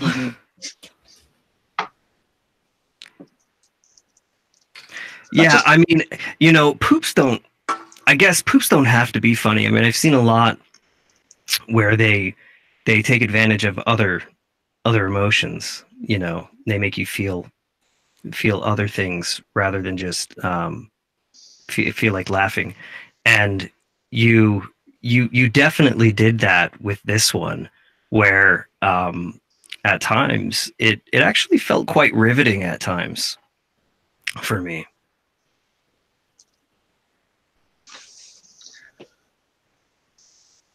Mullet? Chlorox. Do you have any questions? Comments? Maybe. Concerns. Concerns. Oh God. Are you gonna really have concerns about a poop? Should I offer any? You have concerns about the poop. How do you feel about that, Chlorox? 99B has concerns about your poop. Which might be a high compliment. You have a concerning poop. It's a good thing. It's a good thing. You know, and that's something you need to see a doctor about if you have a concerning poop. All right, let me put it to you like this, Chlorox. Mullet and I have been friends for a very long time. He leans to the left, I lean to the right, but we're talking about from being on the center. And so Mullet is center left. I actually am center left when I take these these political polling things, but technically I feel like the left keeps going so left that I keep getting pushed to the right. But you know, I'm pretty centered myself. But Mullet but him and I have both evolved, I would say, for many years since we were children. Since we first started learning about world events other than what you learn in social studies and history class. And it's interesting. And I liked your poop, and I think that your poop is literally on the finger. Like you are touching something that is current. Something that is moving people. Oh, did we lose Chlor? Yeah, we lost him. Let me check on some things and see. Oh, fucking hell, Chlorox. Okay, so that's got to be Inc. The company, Inc. Just went after his ass and shot him down. Yeah, maybe. I'm gonna do some checking and see how he's he's doing. If he's coming back in a minute. If it was. Oh, he was back, and then he disappeared again. Oh, there he is. Oh, do we already got him back? Yeah, it looks like it. My computer lagged for like a second there. Oh, okay. Well, no worries. 99V was just he was asking you some in-depth questions about your poop, and even going over the history of ourselves for a little bit. Okay. And kind of, I don't know, like you're conflating our life stories to this poop. I think this. No, well, I mean, look, we're alive in this time period. We're connected to this time period as we are connected to the events in the world loosely, as anyone can be. And I feel like that poop is also connected. Okay. I mean, if you want to see a poop that's completely backwards to that, you could probably try some of my family. My Family Guy poop, the Griffins, where I made the Griffins yellow, sort of like how Aunt Lemon made the Simpsons green. So rather than having any kind of logic, any kind of story, just throw it out the window on that one.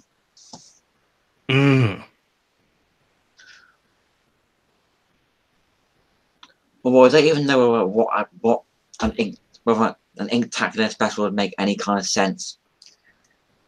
Anyway, to anyone who's just watching it, because it was like some kind of plot, or like it was like an interdimensional takeover.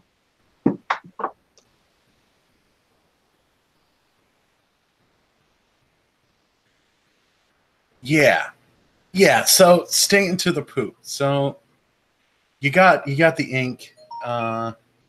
You got your creature. Oh God, I forgot what your creature was called. I'm so embarrassed. Down syndrome, like an evil, right? Basically, like a fucked up version of syndrome. Yeah, like a full PC liberal version of syndrome. Anti-Trump, wearing Star for larger life, Starbucks all over him. Taking control of Monsters Inc. and every other infinite reality, bringing them all together, which is why Shrek and Rango are in the same scene. Yeah, I kind of got that. I mean, alternate realities is the core of the plot, which is an ambitious plot. And you use whatever the Shrek movie is, where he goes to an alternate reality. And you use the Monsters Inc. with the doors. So you use alternate reality-based sources to help convey the message. I didn't use any live action sources though, which I found interesting. I have done a poop with a live action source there, and that was Better Call Bob, which was an entry for the Bob collab, where the whole point of the collab was just to make a YouTube poop with any source that has a character or actor with the name Bob. And that was by Crash Matilda. Okay, that sounds interesting. So then they had to use Bill Murray's character in What About Bob? Was that good? I don't know if anyone did that, actually. I know that they did VeggieTales Bob. I know they did like Bob the Builder. I did Better Call Saul, which is Bob Odenkirk in it, Breaking Bad. Okay. And Bob Ross in The Joy of Pooping. Yes. It all comes together now. So that series is a new one I've recently started. And basically, I'm going to try and see if I can get it out maybe every couple of months, where each episode, except for the first one, which is like a tutorial into YouTube pooping, is basically a look into the different styles of YouTube poopers. So I have one episode that goes into how Emp Lemon makes his sense in YouTube poops, how Paper King 99 and Lincoln Drugs make their trippy YouTube poops.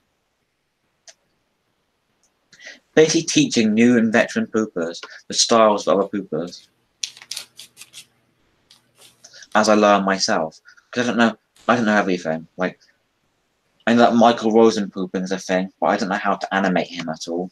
It's like a whole subgenre. Like, there's just different types of YouTube poop that I've not gotten involved in. Of course, you have the CDI poops, but no one gets involved in those anymore, unless you actually know how to edit them really well. Because people ridicule you if you do CDI or any kind of cutscene-based source like that, unless you're able to edit it well and actually make something new and interesting out of it. My boy, send dinner. Whoa. Yeah, your Bob Ross show, your poop tutorial show is very ambitious and awesome, and I fucking really support your endeavor on doing that and accomplishing that. I think that's really cool, and I'm going to be taking a look. I'll be checking you out and watching, and I hope everybody else does too. And I think it would be cool to maybe have you back on, and maybe we could discuss what you do on that show at a later date. Well, I mean, at some point, I'm planning on doing like special episodes with guest interviews and things like that. Yeah, keep us in touch, man. That is very cool. Yeah, poop podcasting is taking over the world. The original plan was to make a documentary, but then I heard that someone else, they got insider information on Discord, that someone else with way more subs than me was already planning on making a documentary about YouTube poop. I thought, what if I just make a tutorial series of just me sitting there making YouTube poop? Yeah, I thought about doing a documentary for a few years now. But in order to do that kind of thing, you usually have to have the equipment and the technical team together to pull something off like that if you really want to get it out in a orderly time. And it's a huge undertaking to do it properly. What was it? Yesterday we were interviewing Sneaky, and Sneaky is he has associations with those who are doing the poop documentary series, and then after the show we talked with him a little bit more about that, and it looks like they have a pretty good team brought together, and they will be pumping out very interesting episodes to come. So we'll just have to wait and see what they do. I mean, there's definitely room in this subculture to do your own documentary. I mean, and the thing is that, one documentary isn't really going to be able to cover the whole thing. So I do like the fact that they're doing this in episodes. It's episodic. I mean, I personally I would have more interest in doing it sort of movie style, somewhere between 45 minutes to 120 minutes. And I think what would be interesting is that if I would have a particular point of view that I'd like to look at, and I think it would be different from someone else's point of view if they were wanting to do a documentary. I think multiple people that would do documentaries on the same subject, I think new information would be discovered and different viewpoints on the scene would be shined upon, and I definitely see that happening in the future at some point. Well, I know we're doing it episodic, but I was considering whether I should do an episodic series of some kind on my channel. I just didn't really know what to do. So it was sort of discouraging for me to make content with my own voice in it, because I'd rather just make content by myself without my voice, just YouTube poops. But don't worry about your voice. I'll tell you, one of the things, just get a good mic, and that can be the biggest thing that can hold people back. Really, is that what's happening is that when they hear their voice, they're speaking into a shitty mic, and that mic is what's making you sound shitty. You actually don't sound, half as bad as you think. But no, it is a problem hearing your own voice. I really don't like the sound of my voice either. I don't like the sound of Mullet's voice either. And no, I'm just kidding. But nobody really likes this. If you do like the sound of your voice, look, one time when I was a fucking little brat, and my mom said to me, she said, "You just fucking love the sound of your voice, don't you?" I guess I was talking too much, getting on her nerves or something. But, like, some people do enjoy the sound of their voice. But I think that if there are technological things that you can use, you can put in a chain to make your voice sound a little bit more pleasant even to yourself. But it's tough to like your own voice. So don't let that hold you back, man. You just do it with your voice. I think personally that your voice sounds fine. Sounds fantastic. Don't let that hold you back. I was thinking of doing a documentary about the Amish people who build trailer homes, but that's kind of unrelated to poop or anything. So, well, maybe you could mix it in with the poop. Yeah. Somehow.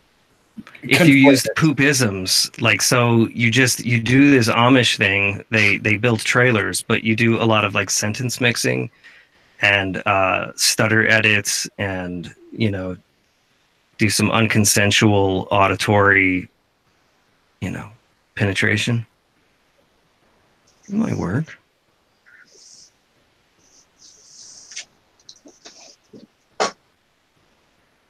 It also seems to me that the only poops I've actually made that have been successful in terms of view count, at least, are the Spongebob videos. And it's weird. It's so strange how people haven't migrated from Spongebob to other sources yet. Spongebob is extremely popular as a YouTube poop source. Yeah, it's so true, man. It's so true. When we first started getting into the pooping, there were other sources that started to become very popular, such as the Mike Judd series. Oh fuck, what's it? Oh my god, why the fuck can't I think of the name? Wow, not Beavis and Butthead. You mean King of the Hill? King of the Hill. Thank you.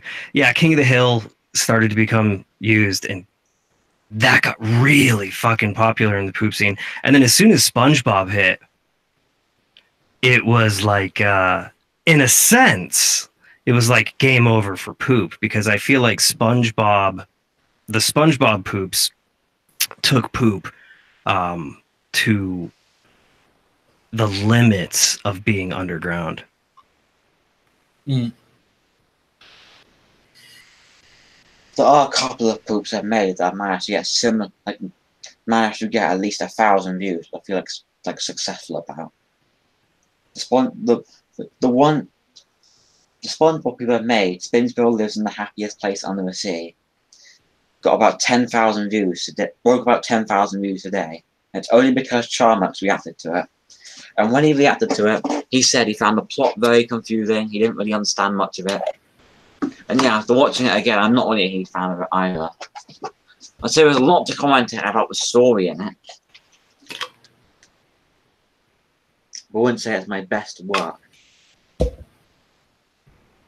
Yeah, I mean, when you're jumping into a sea like this, it's almost like the SpongeBob poops.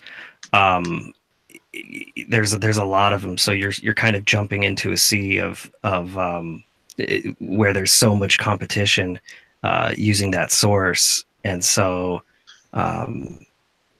yeah, in general, I try to find like sources that where I can't be judged so harshly.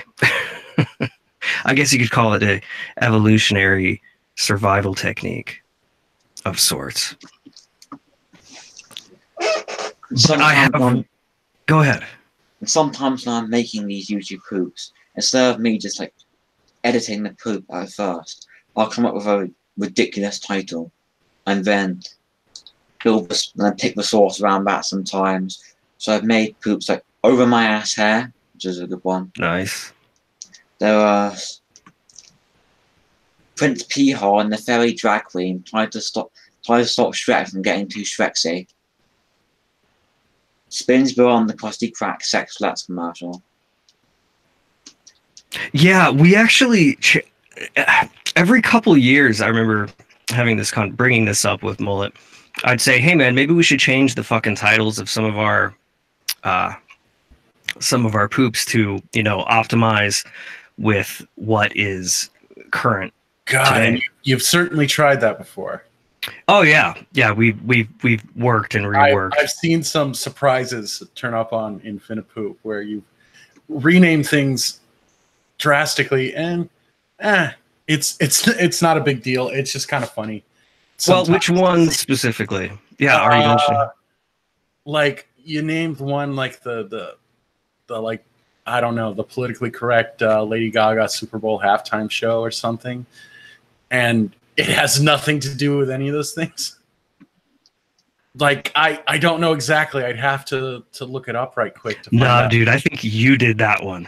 That wasn't me. That was you. I remember that.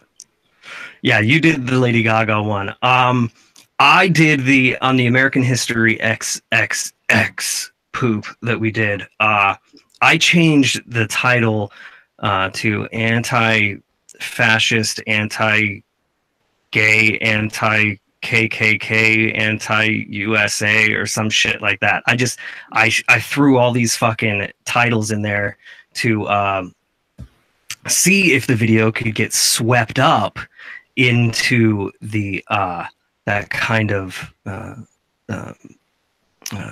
that general sense that was going on at the time. I think that change was made a couple years ago, and we since reverted back to just a normal title.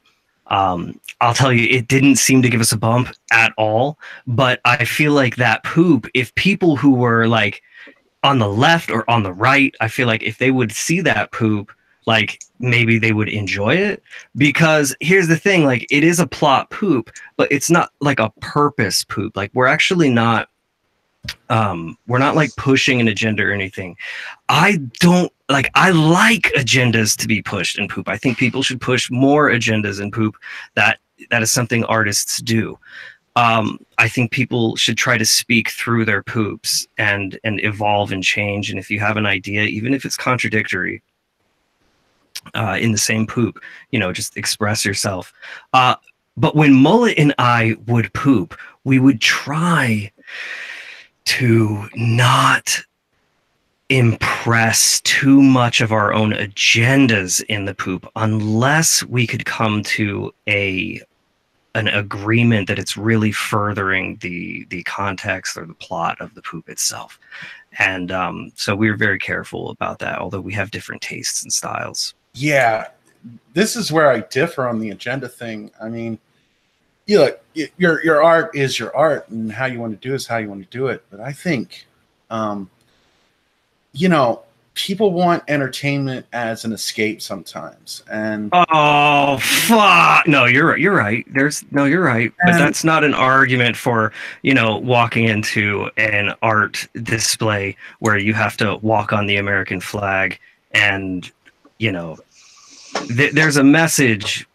And the thing is that the left has proven to us that there is a message in art, that you can have a message and it's necessary.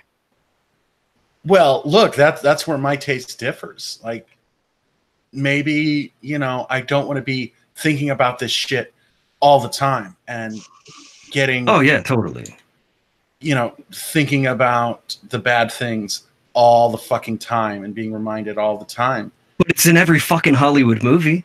You can't get away from it. It's on every fucking Netflix movie that they make. It's everywhere. And the problem is that, like, you only get to hear one fucking side. And it's been that way for, like, I don't know, man. You know, so it's, you know, I really like it when someone's able to just express themselves. But that, see, Chlorox, that right there, though, that's Mullet's position, and I do respect that position immensely because I feel the same way. But of course, I also feel the opposite way. And so when we do our art, we do try to make sure that we are not insulting each other, and it can be fucking tricky. So, and God, you're talking about an early poop in our pooping career, the American History X poop, because you have a very, God, like that is a purpose movie, right? I wanted to poop that movie. That was, it's a purpose movie, but we don't go there with it. Well, exactly, because it's being pooped. Yes. All the pooping distracts from the original purpose of the movie. Yes. That's the joke. Because if you steer into that skid of the movie's purpose, for whatever angle, then just like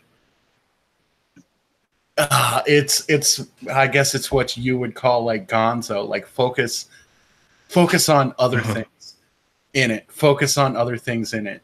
Yeah, that's what most of this fucking shit is, all gonzo now. Yeah, I mean, it's gonzo journalism. It's fucking everything is gonzo. And so why not? Yeah. Why not take it to its fucking natural conclusion? Which is your word. I call it immersion. You are there. Like, okay. Like what does it smell like there? What is the food like there? What is the vibe there? What are you feeling there? You are there.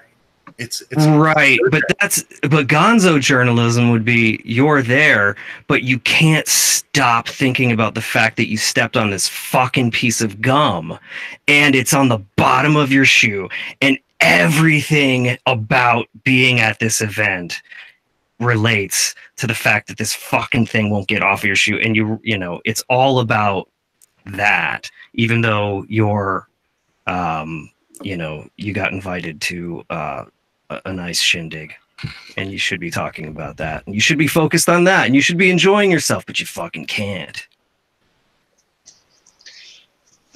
Anyway, I do have another plot-based poop, which is the Spongebob one. Chlorox, when he reacted to it, said he found it absolutely confusing. This one, there's two Spongebob poops. There's SpongeBob lives in the happiest place under the sea, which is the plot-based one. And yeah, it is very confusing.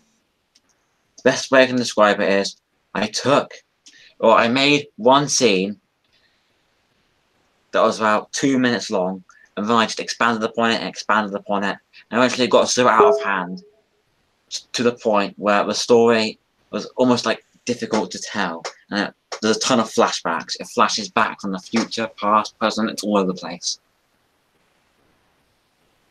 It sounds good. Well, Chlorox said he found it funny, but he said that the plot made no sense to him. Well, it does. We'll definitely check it out. And as always, you can send some links on to me, and we'll get those in the description for this video.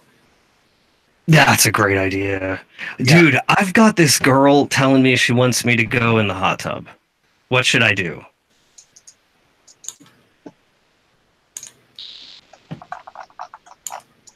You should do what you want. You actually, in my heart of hearts, and I don't want you to get me twisted. It's so easy to get twisted by the meaning of words, and just knowing what I know, I think maybe you should go. I mean, do what you want to do. It's like YouTube poop. Make what you want to make. Either go in the hot tub or don't. You shouldn't let this control your life. But okay, what are your guys' thoughts on me shitting in the hot tub, pooping in the hot tub, as a joke?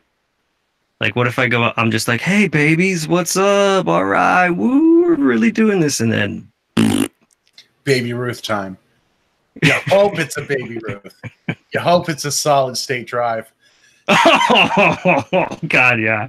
No, I've been eating. I've been drinking too much water lately, and I've been eating a lot of fruit. I don't know why, but lately yogurt. It doesn't matter what kind of yogurt, cheap yogurt, Greek yogurt, all kinds of yogurt. And I've been adding fruit to it. Like I go to the fruit area and I'll buy like some blueberries and raspberries and blackberries and fucking, some framboises and shit. I don't know, man. I've just been really enjoying the fruit lately. So no, unfortunately. Fruit has a lot of fiber. You might have, I think, that's true. This is something, I mean, some people are better at than others. We all fail, but you can use your mind to read what your body is doing. And you're going to know whether you're going to have a solid state drive or defragmented data. It's going to be defragged. It's definitely going to be defragged. It's going to be a fucking bit stream of just, Yeah. Okay. So I better not. No. Okay. I'm sorry. Chlorox, dude, it has been fucking awesome talking with you and meeting you. I'd love to connect with you again and chill sometime. I guess I'm going to get out of the show. Mullet, you ready to throw me back into the water? Yeah. Have fun, and I guess take care of business before you go in the tub. Then. My last words are, "I defecated long for you," and Hey man, it's been a pleasure. Okay. Bye guys. Bye. Have a wonderful time. So that was 99V, my regular guest here on the Mullet Show. He owns the show, though. How is he your guest? No. See, it's the Mullet Show. It's my show. Also, where did you get your name Mullet from, man? What would you say? Where did you get your name Mullet from? It's the name of my fish. Yes, my fish is named Mullet. It's my spirit animal, my happy mullet fish. Okay.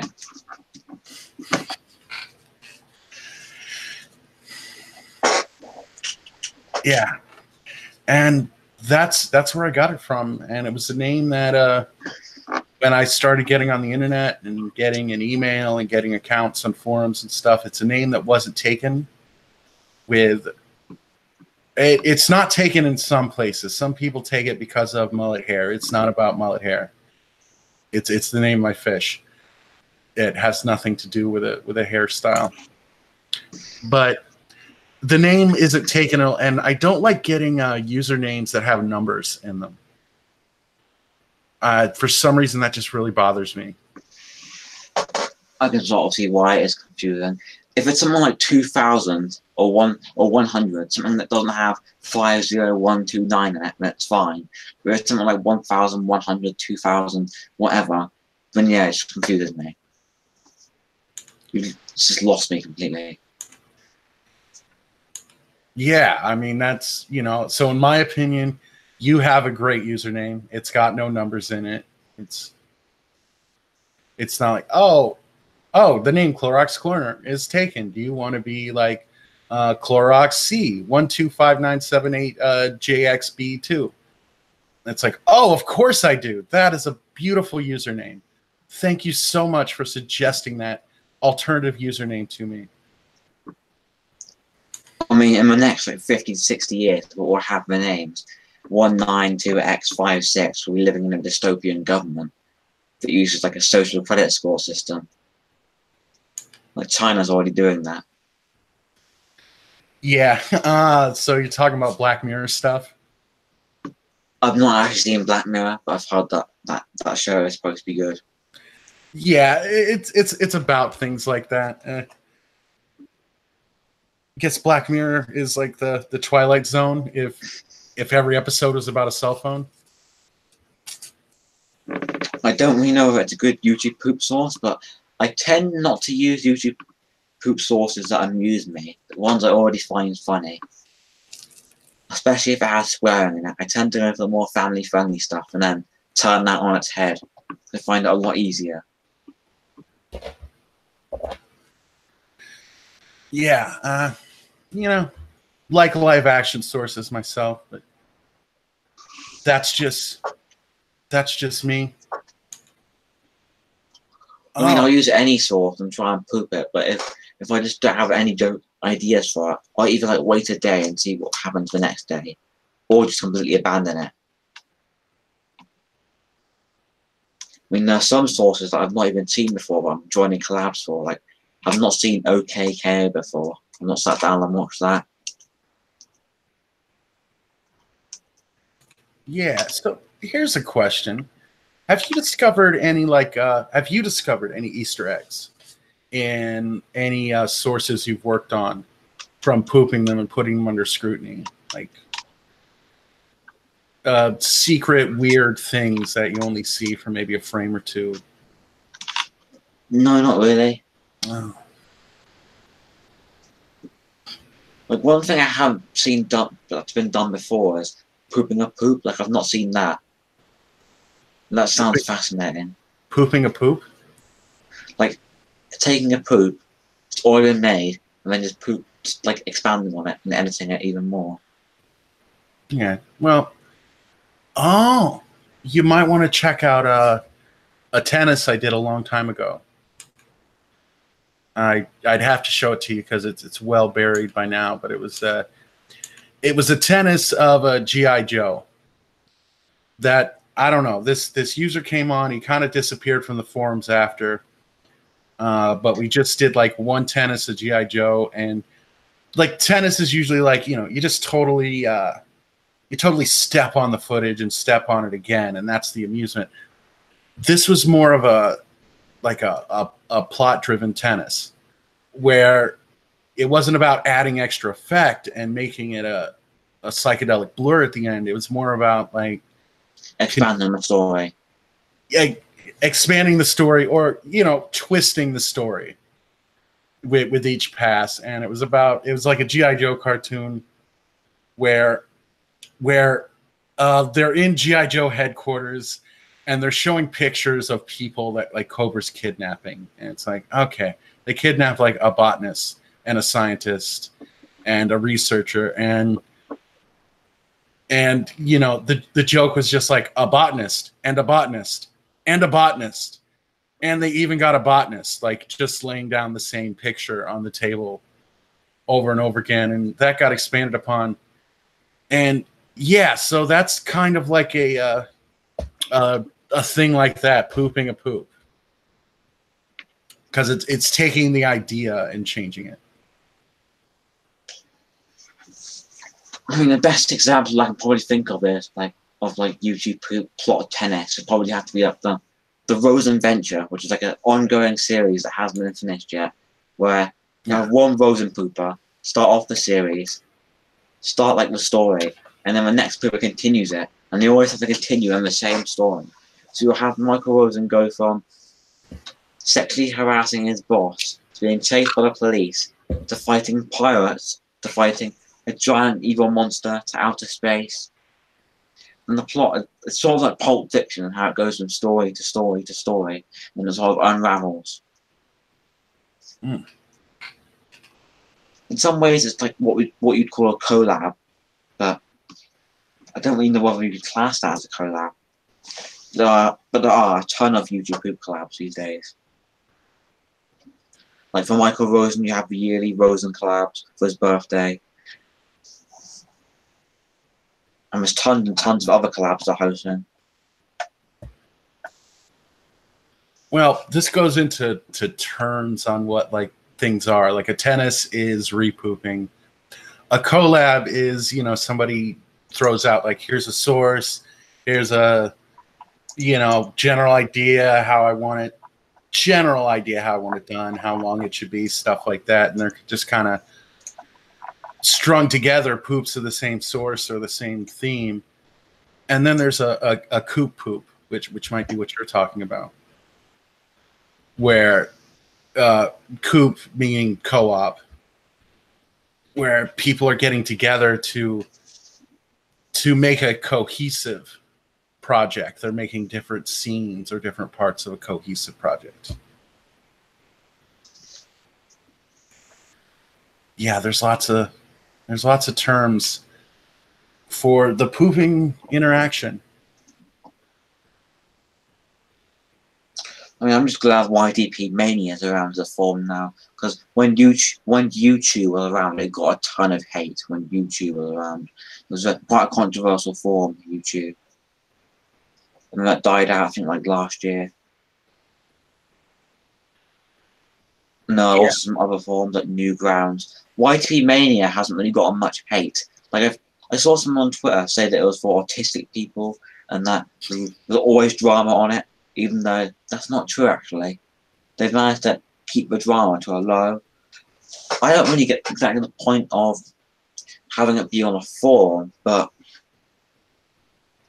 like maybe an app could, like a YouTube Poop social media app could work, but even then, a forum isn't a bad thing.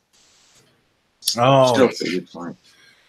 It's tradition. It's got to be a forum. They love the forum. I mean, you know, YouTube, I think, 2008 started.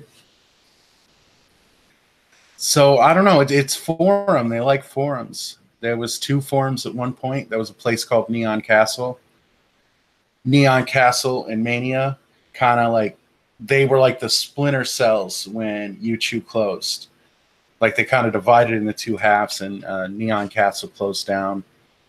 The guy said enough people weren't using it or something. And now it's Mania. I think, I don't know. I don't venture to guess like what other people are thinking with it, but I think they like the tactile feeling of a forum. Like social media, you know, more modern social media forums, they feel kind of like temporary. Like, okay, this is my status update, or this is my tweet, and it's going to be buried in 5 minutes. And it can be the same, you know, when you're making threads on when you're making posts on a busy thread, you know, your post can get buried very quickly, but it doesn't feel the same. Like it's still there. I can get to it very easily. Other people can get to it very easily. You know, just the little minutia of that system. Yeah, kind of old fashioned. It's carved in a rock, like it's old fashioned. I'm wondering though whether YouTube Poop will ever see a rebrand. Like eventually, I feel like YouTube is going to implode at some point with all the crap they've pulled over the past 6 years now. It's hard to say. I think because posting videos is something that people of all types love to do. Poopers, everybody. YouTube imploding, there has to be what people see as a viable alternative first. That's the big step, because a lot of people have problems with YouTube for various reasons. But there's nothing, when you ask people, there's nothing that they want to do instead as a solution to putting up their videos in a public space. There's nothing they find tolerable.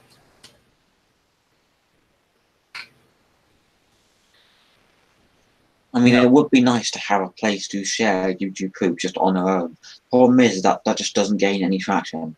And once it does gain traction, what you'll see is a ton of people abusing the system and then uploading copyrighted content. And when you know what happens, then companies like Viacom threaten to sue you. And it's what happened to YouTube. And it's a horrible thing to have happen, because you want to try and have a business that gains some kind of traction. But then eventually, when it gets so big, that's when all the legal issues come into play.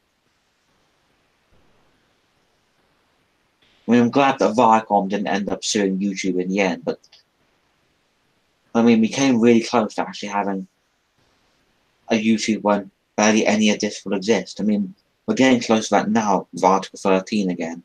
I'm really hoping, though, that what we have is a platform just to share YouTube Poop, where people can just share YouTube Poop and nothing else. But maybe just like the equivalent of Netflix for YouTube Poop, maybe. Maybe. Yeah, I mean, you're talking about a big endeavor, you know. The only thing that may be wrong with that is, I think it was Jalabo who made a video on YouTube Poop and copyright. But in a lot of YouTube Poops, they tend to use songs a lot, even though they don't own the rights to it. That's the one part of YouTube Poop and fair use where it's a bit iffy.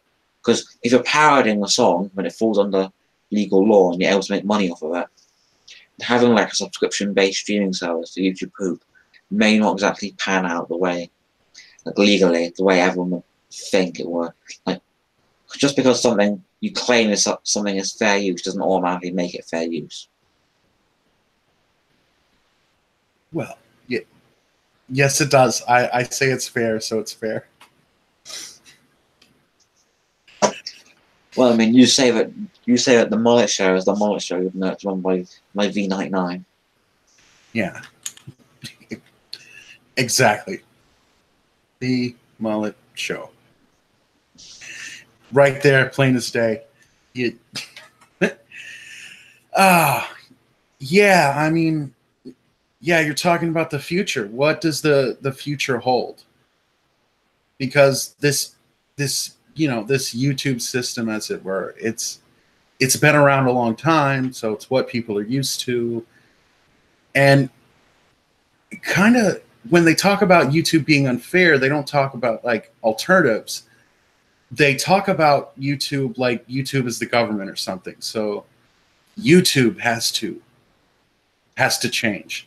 Not that, we need to change. YouTube has to change. Like YouTube's being unfair, and it's I hard think it's because YouTube takes up so much space on the internet, though. Because whenever we see a new video platform or streaming service that isn't Netflix or Amazon Prime, if we show up on the scene, a lot of the time YouTube just ends up destroying it. Like, it looks like a threat.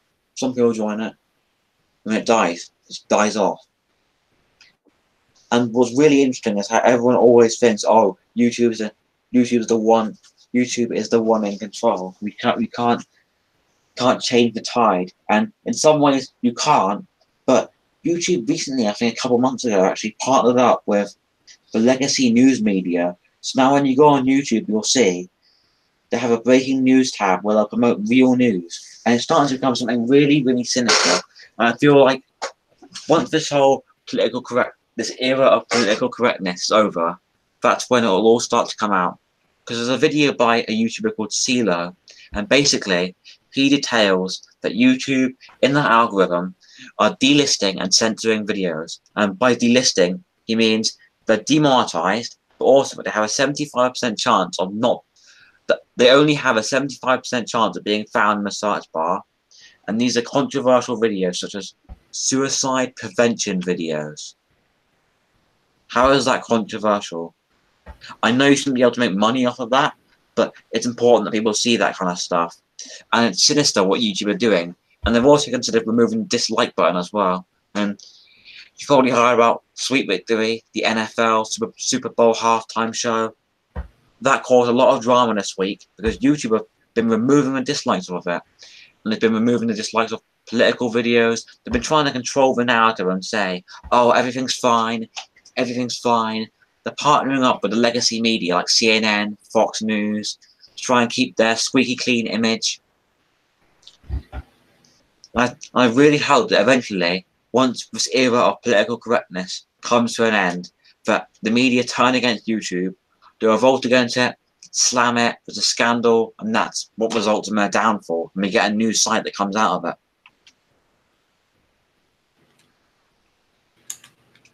Well, look, the new site doesn't exist, and I don't know. I think political correctness. It's not to offend you, but it seems to be an over dramatized issue because it's more about like it's really about feels. Like I feel like it's too politically correct, but a lot of people who talk about that, like in their daily lives, it's not really affecting them except for like emotionally or in terms of just like words and what people say. And like, I feel like it feels like can't say the N-word people. Like is being able to say the N-word a big deal? And furthermore, there isn't a law against it. You're just going to get hate about it.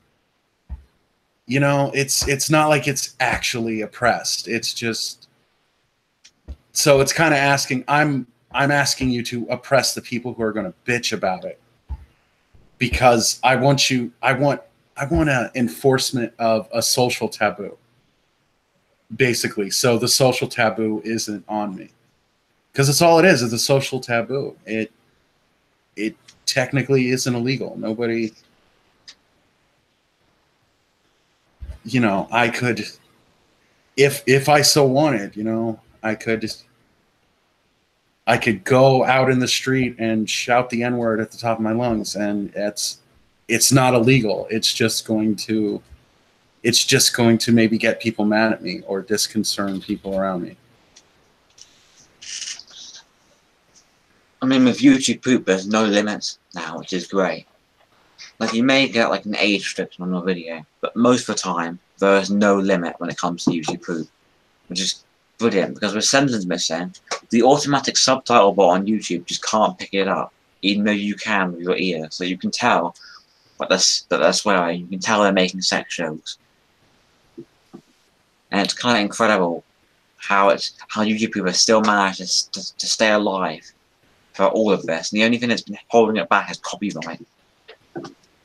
Yeah, copyright is the big, it's been the big issue for 10 fucking years. Copyright. Videos are getting taken down. Channels are getting taken down. A lot of stress over it. Where, you know, if you're like me, you do just give up. You just move all your videos to another site that doesn't enforce as much, that ironically honors fair use, even though they technically don't exist in a place where fair use is a thing. And, you know, yeah, because that's the choice. YouTube is where people watch stuff. So you have your choice. Do you want your videos to stay up, or do you want people to watch them while they're up? We've been seeing this whole resurgence of SpongeBob videos now.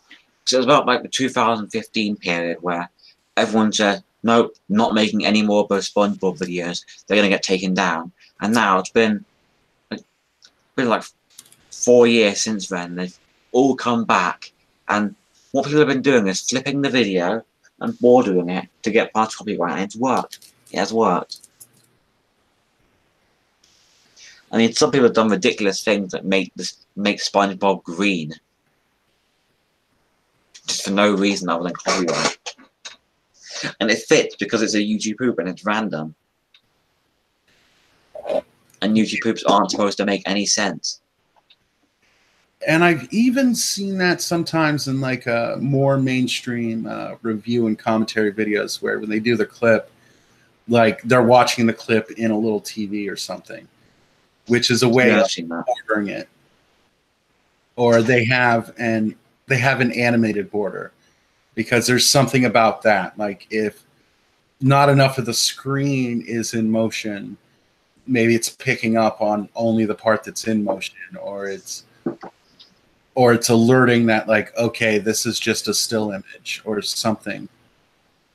It's, yeah, they have some, you know, YouTube's a big company, so they're not doing they're probably percentage-wise per capita, they're not doing a lot of manual checking. They're doing a lot of automated checking. So it's about, you know, it's about getting around something that's checking for stuff in an automated style. Which it's frustrating. You know, I don't really like SpongeBob or pooping SpongeBob. But just using that as an example, it's frustrating that, like, you're being constrained to rules of what you have to do to the footage. Because it's constricting what you can do with the footage when you have to do, oh, it has to be inverted and it has to be color inverted. But I after wouldn't say SpongeBob is a bad source necessarily. I'd say it's been done to death. Like I'm finding out that there's a lot of Pixar poops. I think the more obscure your source is, the more likely you can make original jokes. Because the amount of Spider-Man poops, the amount of Simpsons poops, the amount of common sources, it's becoming a lot harder to make original things. Which is why I've been seeing all this stuff like Link on Drugs and things like that, where it's very abstract. And it's almost like there's no jokes in it at all. And it's just like visual eye candy. And there's no real thought put into how it's meant to look. It's just all over the place, random and dazzling and incredible.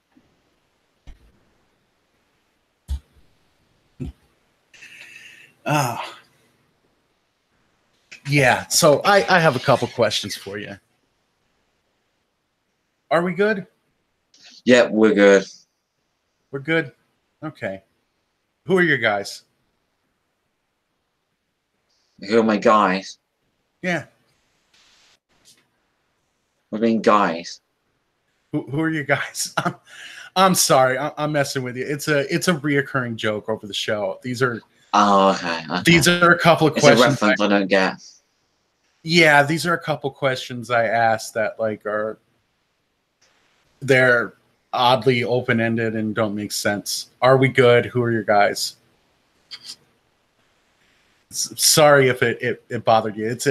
It's kind of a reoccurring gag on the show because yes, there is like no good answer to that question in this context. I think maybe if it was a different subject for the podcast, there would be a good answer for the question. You know, a scenario where people have guys and they're ready to name who their guys are, but you don't even need to make it grammatically correct. You just say, "Who are your ass?" Who are your ass? Oh, man, well, I'm sorry. Were you saying something? Like you just make it not make any sense at all, and it fits the theme of YouTube poop perfectly.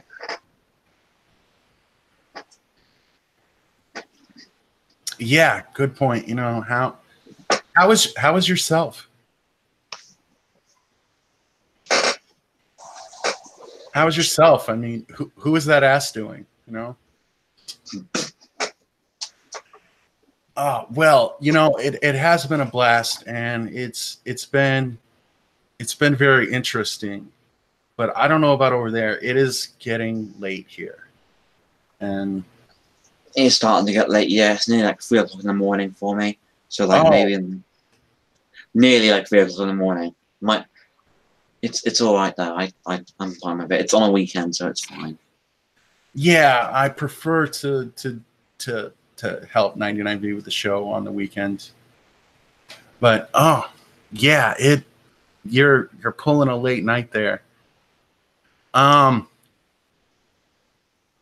you know, I'm ready to wind it up. But if there's anything else you got to say, definitely I want you to. Do you want to like watch like one more poop before we end it, or do anything else? Like a quick 5-minute, 3-minute poop, something like that. Maybe. Oh yes, definitely. Let me do the screen share. That will. Am I sharing? Ooh, I'm sharing the whole screen. You can see information such as what operating system I use and what time it is, where I am, various things that people can make fun of me about. But so you've got like some old Windows tabs there.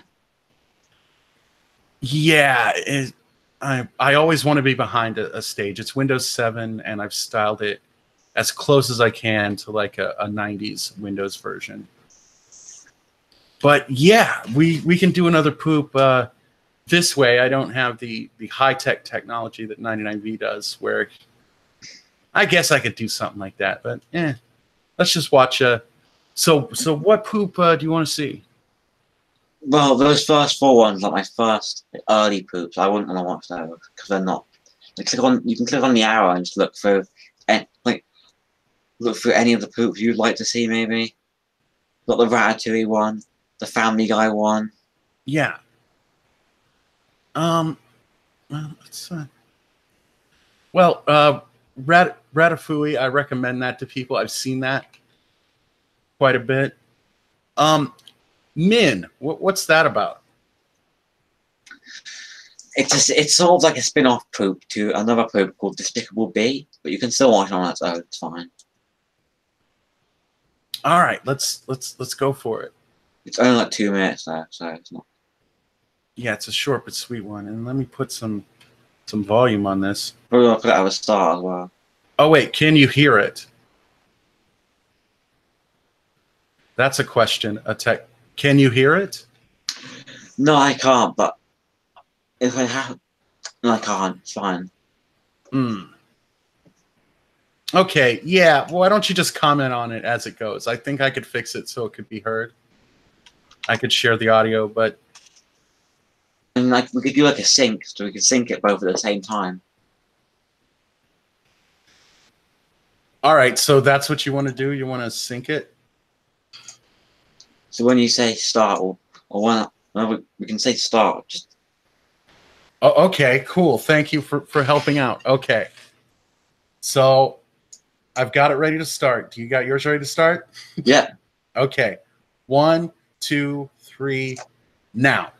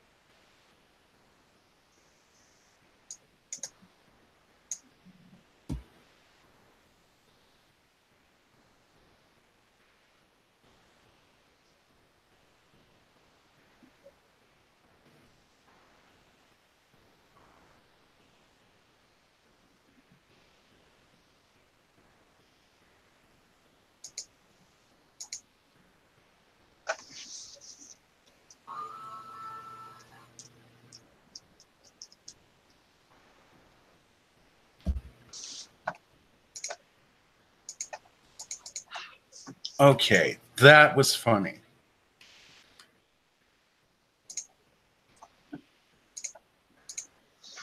I don't really think there's anything else to add to that one, but I think the most story-based like YouTube people have made, other than Inktacular, will probably have to be the spot Spongebob lives in the happiest place under the sea. Like that one probably has the most to react to.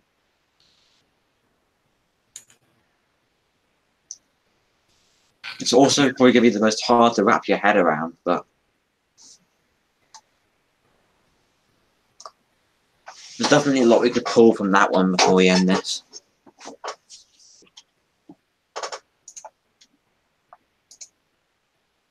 Okay.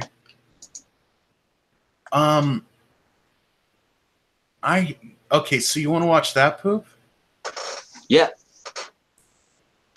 Okay, now, do you know how... Oh, I feel like such an amateur right now. Do you know how to get the audio, like the system audio, to share? What are you using?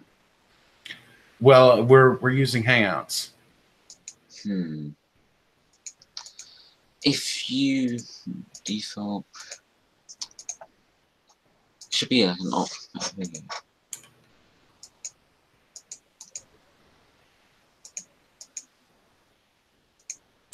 I don't actually know. Like,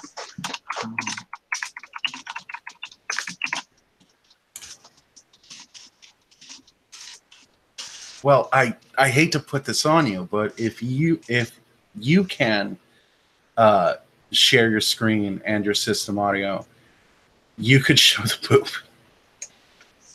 Actually, that's a good point. Yeah.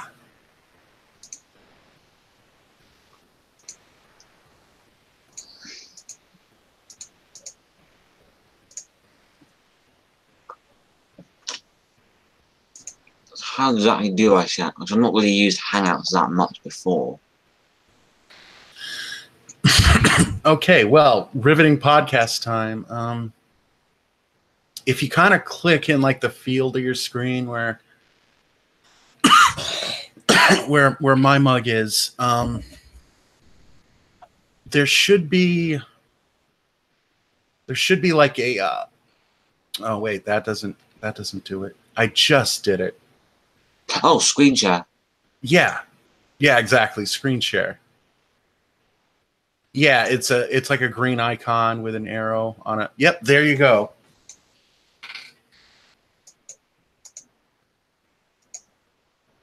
You get it now? I see it.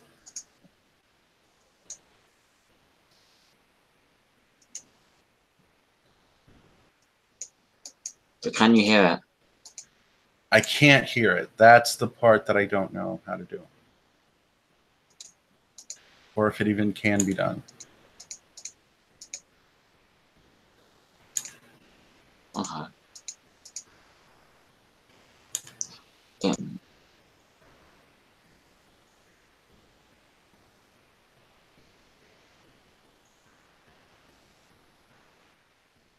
Well, wait, and that setting you were just on. Go use the middle field where it says microphone and see. Oh, it doesn't. You see, it doesn't have it. Because that's where. Yeah, like there might be a like a virtual microphone for OBS, but it's a plugin that I don't have.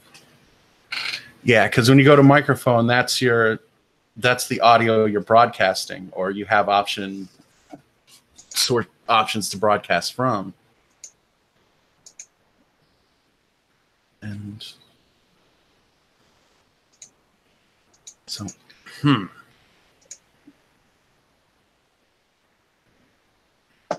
Yeah, see, 99V has like this mixer thing that he uses.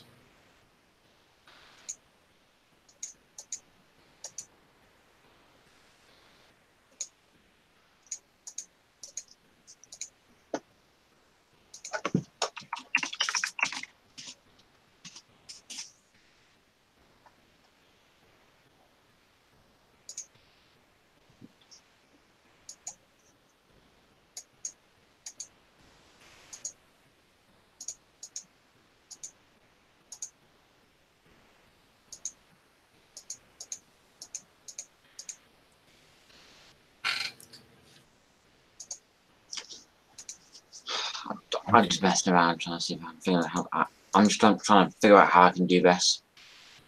Yeah, I know it gets a little technical, gets a little complicated. You know, because you got a screen like that, it looks like a simple screen, and that's what messes you up. Let's take out my phone and see what happens. Oh, okay. I'm just taking out my headphones to see what happens. All right. Can you hear this? Yeah. Okay, that'll work. All right. Alright, so let's react to this then. Okay. Are you on it? Yeah. Okay. 3, 2, 1, now.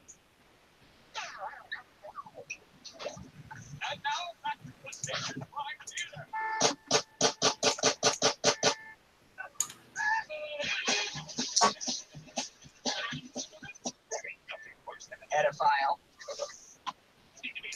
Forever. They should all be struck up by their knees. And person had nickels cut off and mounted over me fireblade. Then isn't that something? Well, what about this towel for spring?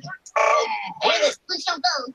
Yeah, and Sandy said slippers. Oh, there. I'd like to see this.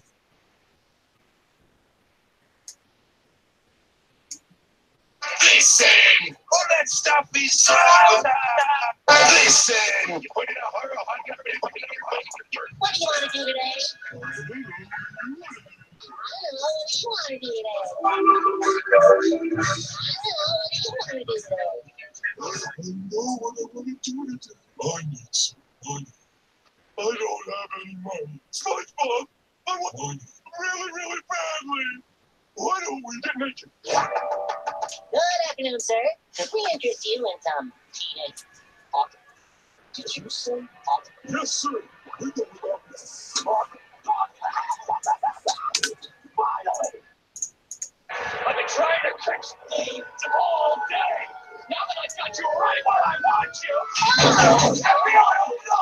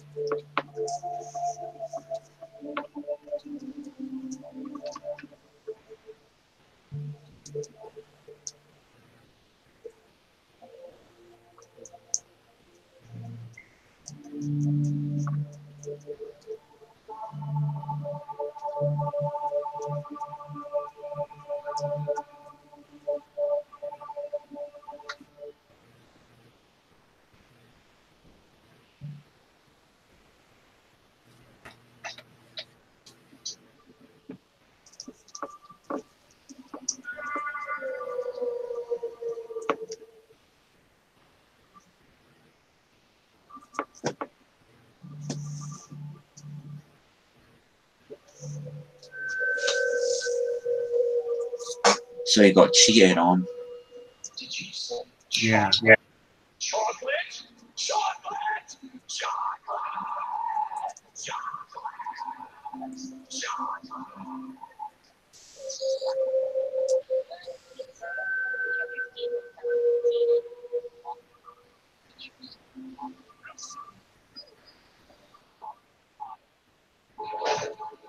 Blame it on him. 911. What is your emergency?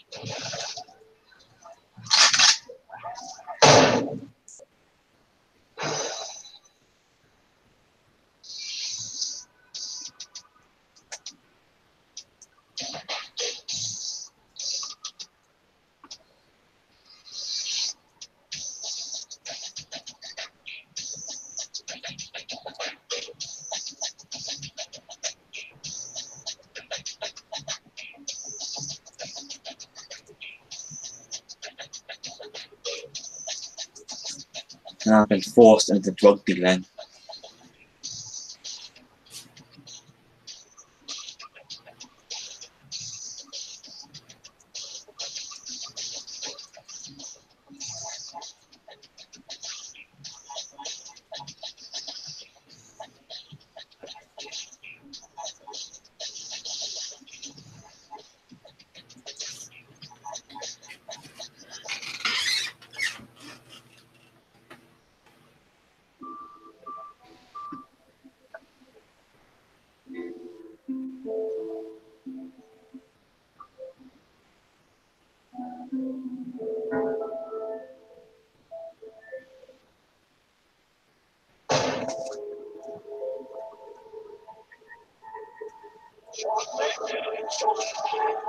Good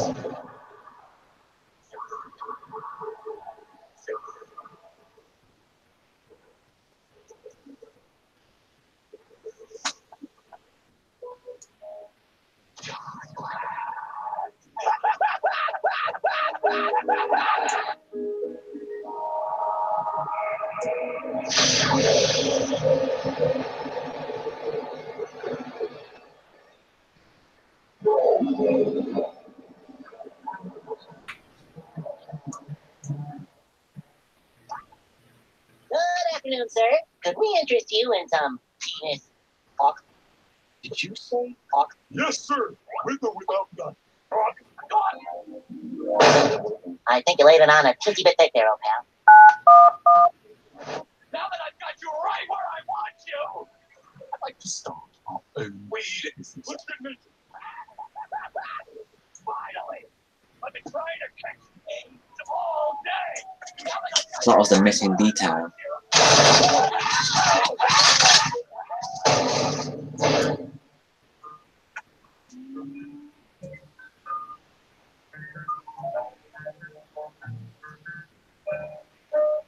address unknown, not even a trace of you. So we go for the backstory. How his wife meant so much to him. How he lived in like a poor town, see the good dirt surrounding him. Don't really like this part, it's a bit drawn out. Eventually, I should have been diplomatic and figured that someday the dirt begins to fade into blood, solid dog. and they rat each other out.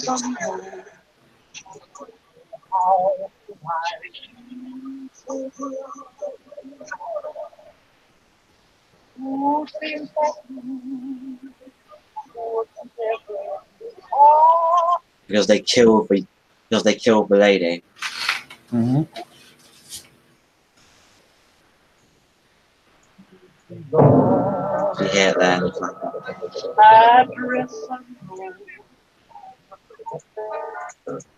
Mad. From the place of your birth to the ends of the earth, I search only who And the police at the north, they don't believe it.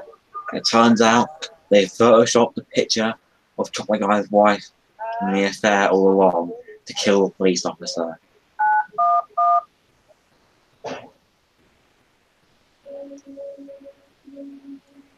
chocolate, chocolate. And that's where he finds his dead wife.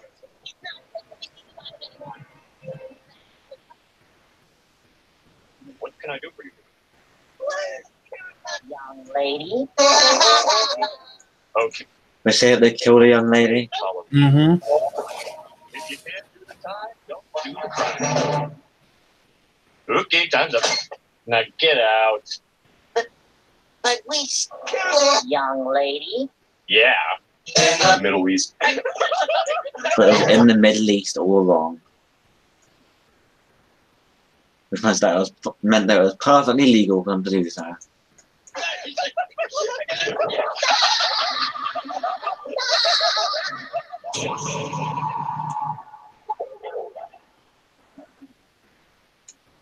And they were still hunted even after that.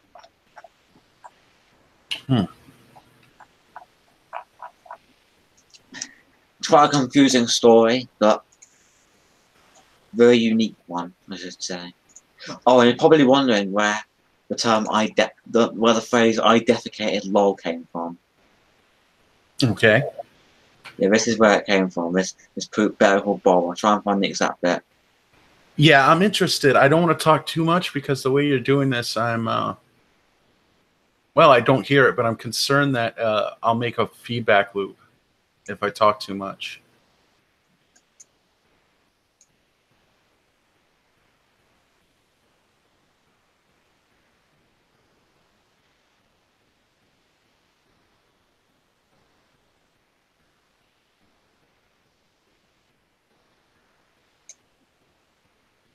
I am not a real.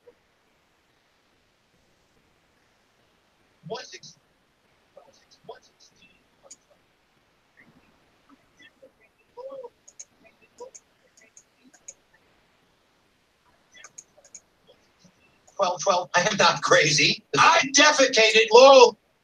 What a sick joke. That's where the line came from. Now, I did show some of my brother some of these YTPs, and he does like some of them. His personal favourite is the Shrek one that I've done. I'm trying to see if I can find that for us to watch. Prince Peehole and the Fairy Drag Queen try to stop Shrek from getting Shrexy.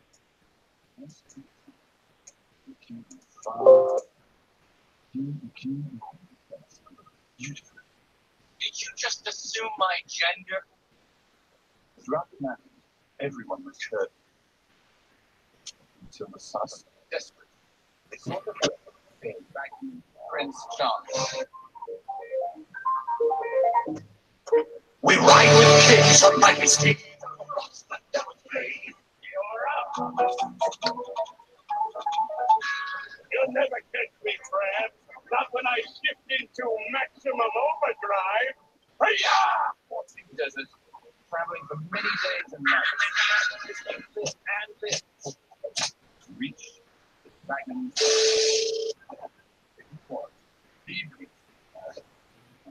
Nymphs, hence dragon, and death. Break. You know, climb to the highest peak.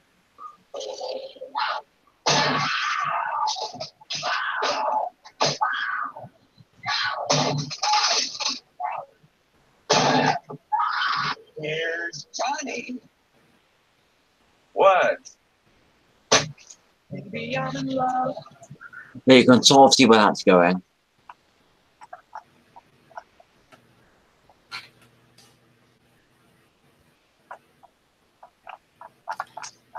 Okay, so what's the one that your brother likes? That was it. That was the Shrek 2 one. Ah, okay. They liked it quite a bit.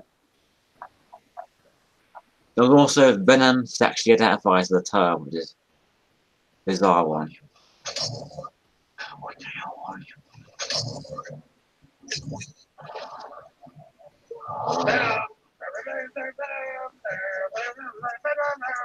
And probably my most ridiculous title yet is William Vomit, Cracker the Bear Rapist. Which is just an odd YouTube group. And yeah, you can see at the start, in association with the ink and a bunch of fat, hairy cretins. I'm still sticking true to the ink storyline. It still remains. And also the Griffins, where I made the Griffins yellow.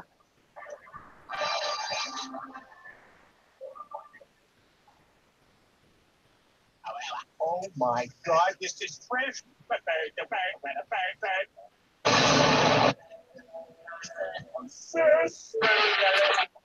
Anyway, that's enough of my YouTube groups for now.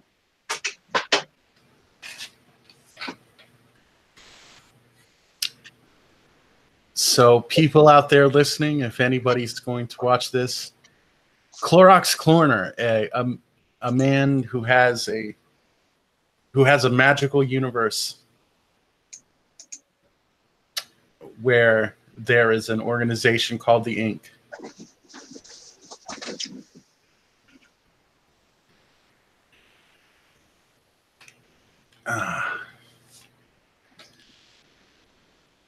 I'm definitely a plot poop guy, and I think though, you know, you might be a little better, a bit better in terms of technique, or at least how you approach it, because I've spent so much time like getting bogged down in trying to keep it comprehensible to normies. Is a big thing that I fret about. So I make things like, somebody described it like you're like a door on a hinge. Somebody once told me you're like a door on a hinge. Like, I just try to make it so as straightforward as possible. And even then it feels, poop is such an abstract medium in a lot of ways. Even then it feels like, not doing enough to make this. But how digestible can you make it without just saying, okay, here's some unedited source for you that you understand what this is because it's been on TV and you can digest it. So you kind of got to find your own middle ground with that. Oh, and I remember I mentioned the Joy of Pooping series as well. Yes, you did. That is something that I have put out the first episode of that, and I can show you the opening for that. Yeah, I'm kind of curious about.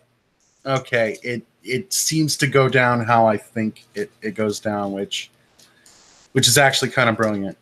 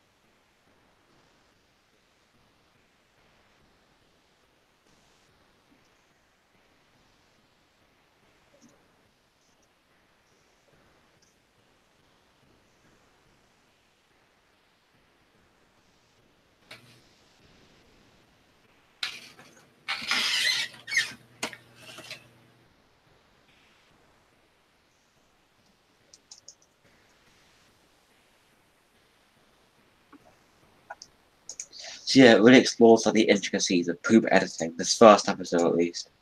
I'm planning on expanding the series a lot more, so the first episode is sort of like the pilot to it. It's not that impressive. There are a couple of things that I've left in there that I'm not really that amazed by, but I'm hoping that what I'm hoping is that I get a mixture of part documentary and part like insight on what poop I'm covering in the next episode. And then so you'll have me like reviewing a pooper, explaining their style, and then telling you how to edit like them, how to emulate their style while adding in your own new twist to it.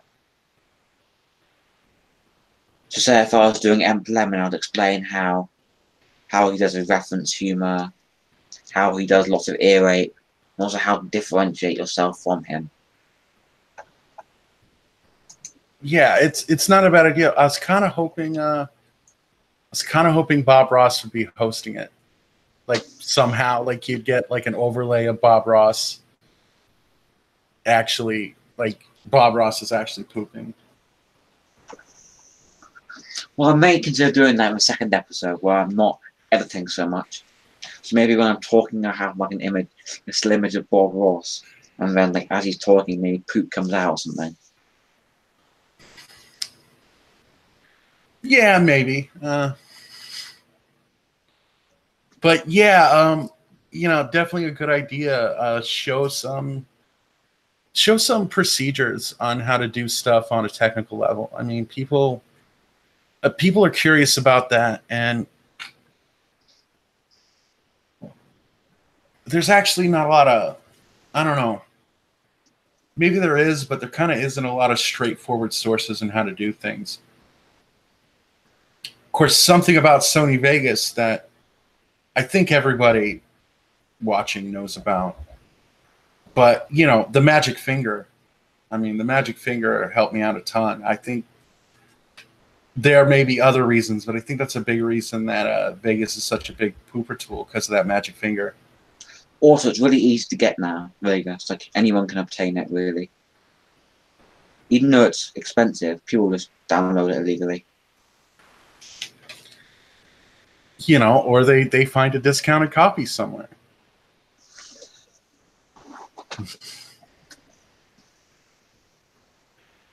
I even know yes, piracy is not illegal. They still do it.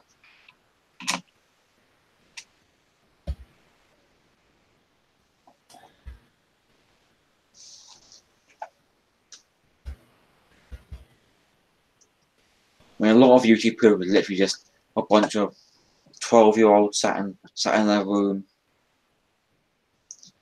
editing just ridiculous stuff.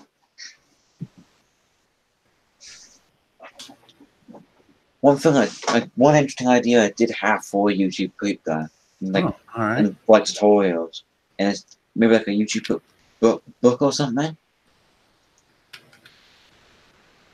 A YouTube poop book, like a coffee table book, like almost like a YouTube poop cookbook on how to prepare poops.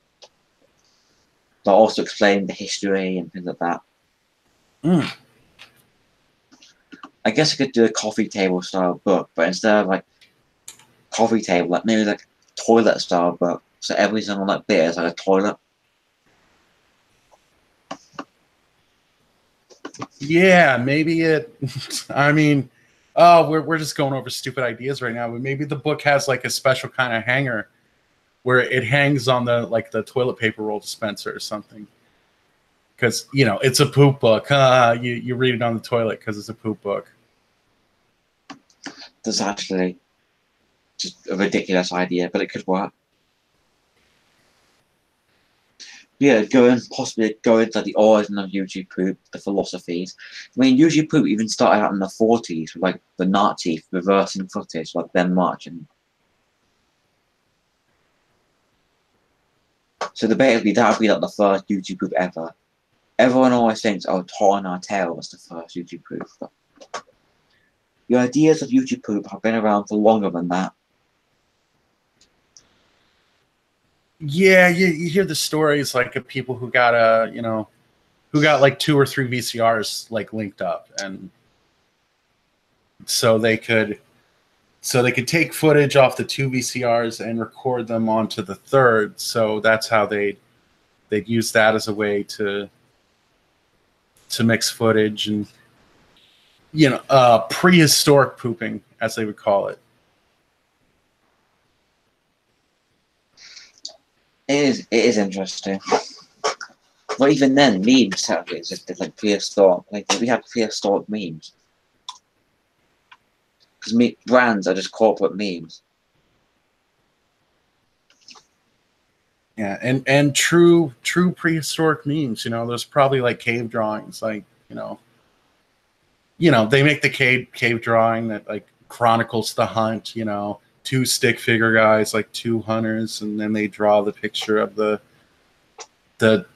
animal they're hunting, the boar or whatever. It's like, oh, you drew that boar like you drew that boar badly. It looks like it has a dick. You look like you drew a dick on the boar, and then everybody in all the other caves start doing it because everyone probably just drew dicks as like their first drawings. Yeah. It always interested me. Like, imagine if what if the government back in the 60s, when NASA was being developed, discovered these dick drawings and like all inside the caves and thought, what if we make our rockets like that? Maybe that's where they got their inspiration from, with dick drawings in the cave. That's because dicks and rockets all go hand in hand in that design. But when I think dick, I think rocket.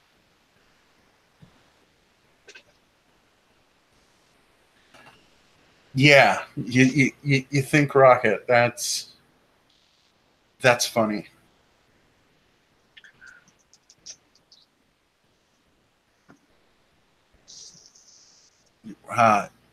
So we have rockets based.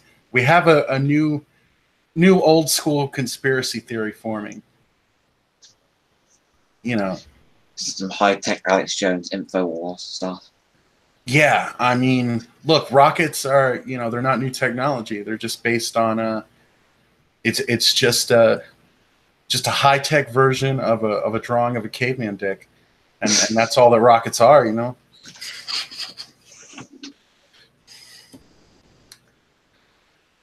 Yeah, I mean, I don't know. Do you like conspiracy theory stuff? It can be entertaining. Some of it can be interesting, but a lot of people just watch Alex Jones and people like that for the sake of watching it because it's funny and it's stupid. Alex Jones saying that the government is putting chemicals in the water to turn the frogs gay. Yeah, I mean, those kind of things. There's one that I don't know. I've been particularly getting salty about for technical reasons. The soy boy theory. It's a bean, okay? So it's a bean like, a pinto, a lima bean, whatever Van Camp pork and beans are made of. It's a bean. It doesn't have like magical liberal gender magic in it. And it's really, I don't know, like out of everything like that gets to me every time like people talk about that. So I wouldn't say I'm like fully against conspiracy theories, nor would I say I'm like hardcore left or anything, because these SJWs can get annoying. So best way to describe myself is I'm hopeful and optimistic for America, even if it's not the president everyone wanted. You have to consider, why did people vote for Trump? Why do they vote for him? Not because they're stupid, but why do they actually vote for him? Why do they want to change? And maybe and if you really don't like what the president's doing, try and contact the White House and contact him. Start protests, that kind of thing. Get media attention. Right. As long as it's not violent. But I tried contacting the White House. He keeps hanging up on me. He doesn't want to talk about it. Nothing then. Like it's just a bunch of stuff like, look, I'm busy. How do you keep getting through to this number? I've got stuff to do. I'm going to call the cops if you keep calling. Like we're not having a good dialogue about changing this government. It's just, I'm just getting a lot of hostility back. It's not really communication with the voters. It's like you want to communicate, read the tweets. And in the UK, everything is basically fucked up right now because of Brexit. Like everyone, like the people who voted to leave the EU are now being disowned. Like basically the leader of the EU Commission has basically said anyone who thinks that the UK should have left the EU without an economic plan should have gone to hell. That's basically what the leader of the EU has said. Now they're trying to get a second referendum so they can cancel Brexit. They're trying to make a deal with the EU. Like, our Prime Minister basically wants to make a deal with the EU so that we technically have left the EU, we still trade with them and still abide by their laws, which is ridiculous. And it goes against the entire point of Brexit. Like, why the fuck are you trying to make a deal with the EU? If you're leaving the EU, why are you making a deal with them? You're not friends with them. Friends make deals. You're not exactly allied with each other. It's really, really stupid. Yeah, it's a complicated issue, and I'm sure it's caused a lot of trouble over there. Because it kind of feels like even though Brexit isn't a person, it feels like Brexit is your Trump. Like it's the dumb thing that everybody talks about and that occupies the news and that's associated with people calling each other racist and stuff like that. Like your Trump is not even conceivably a human being. It's a document. That's the way I kind of see like how Brexit is covered. I just hope that by the time we've left the EU, Article 13 has not been passed. If it passes before we leave the EU, we may have to follow it. And there's been a German-French deal to save to save the copyright directive now, to save Article 13. Because basically, what's ended up happening is many members, like member states, have realised that the bill is ridiculous and not going to work. And now the German and French government has formed a deal to keep the bill, make sure the bill is still sustainable. And they've basically made the bill 100 times worse than it already is. Basically stating that any business that shares stuff online within the first 3 years, after 3 years, you must have a copyright algorithm in place, and you have to buy it directly from the EU.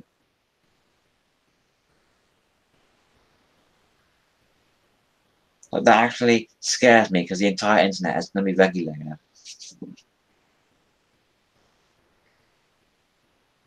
What I hope we get though is basically massive Discord servers where people share all their memes, and you basically get prohibition for memes on YouTube Poop. It's like the equivalent of YouTube Poop prohibition. Yeah, it all depends on how stuff gets enforced. You know, it's unfortunate they put more, you know, especially pooper community. It's unfortunate they put, you know, rules on the books, a new rule on the book concerning copyright, like, you know, because it does make it. Don't we already have, you know, laws concerning this? And, you know, maybe we should be worried about, if you're having trouble defining what a fair use is, don't make another law. Like, just figure out how you're interpreting and enforcing the law that exists. But also, even when they make new stuff, it's about how it's enforced on the end. Anyway, I'm gonna go to bed soon. It's like 3:32 in the morning. Jesus Christ. Yeah. So I'll probably say, go watch the Joy of Pooping series. I'll include a Bob Ross that farts. This has been the Mullet Show. Yes. Actually, no, it's not been the Mullet Show. It's been the V99 show. It's his show. He owns it. He does not own this show. This is the Mullet Show, and I'm hosting it. I don't know why you keep wanting to say it's the V99 show. Remember that bit at the beginning? The bit at the beginning. Well, you mentioned V99. Yeah, and how it's not his show today. It's the Mullet Show, where Mullet talks about poop. Oh, it's getting late. I'm gonna let you go, man. Had a good talk. Our guest was Chlorox Corner. He's got a lot of poop projects out. The Joy of Pooping. Sounds so wrong. In a while, probably to tomorrow, gonna put some links to his stuff in the description of this very video, so it'll be easier to check him out. And you know, whether you're one kind of person or another kind of person, I hope you enjoyed the show and you had a good time. Well, I'm going to say my last few words. I would say I defecated lol, but I think that's a little bit too cliche. I'm just going to end it right now and say 9/11 was an inside job. And check out his new website, 911wasaninsidejob.com. All right, bye. Bye. Oh, and we'll keep in touch soon on YTP Mania. Right. Check out Chlorox Corner on YouTube. Check out. Actually, it's. I got the URL wrong. 911wasaninsidejob.co.uk.biz. And have a good night. Peace. Bye. Bye. Pussy.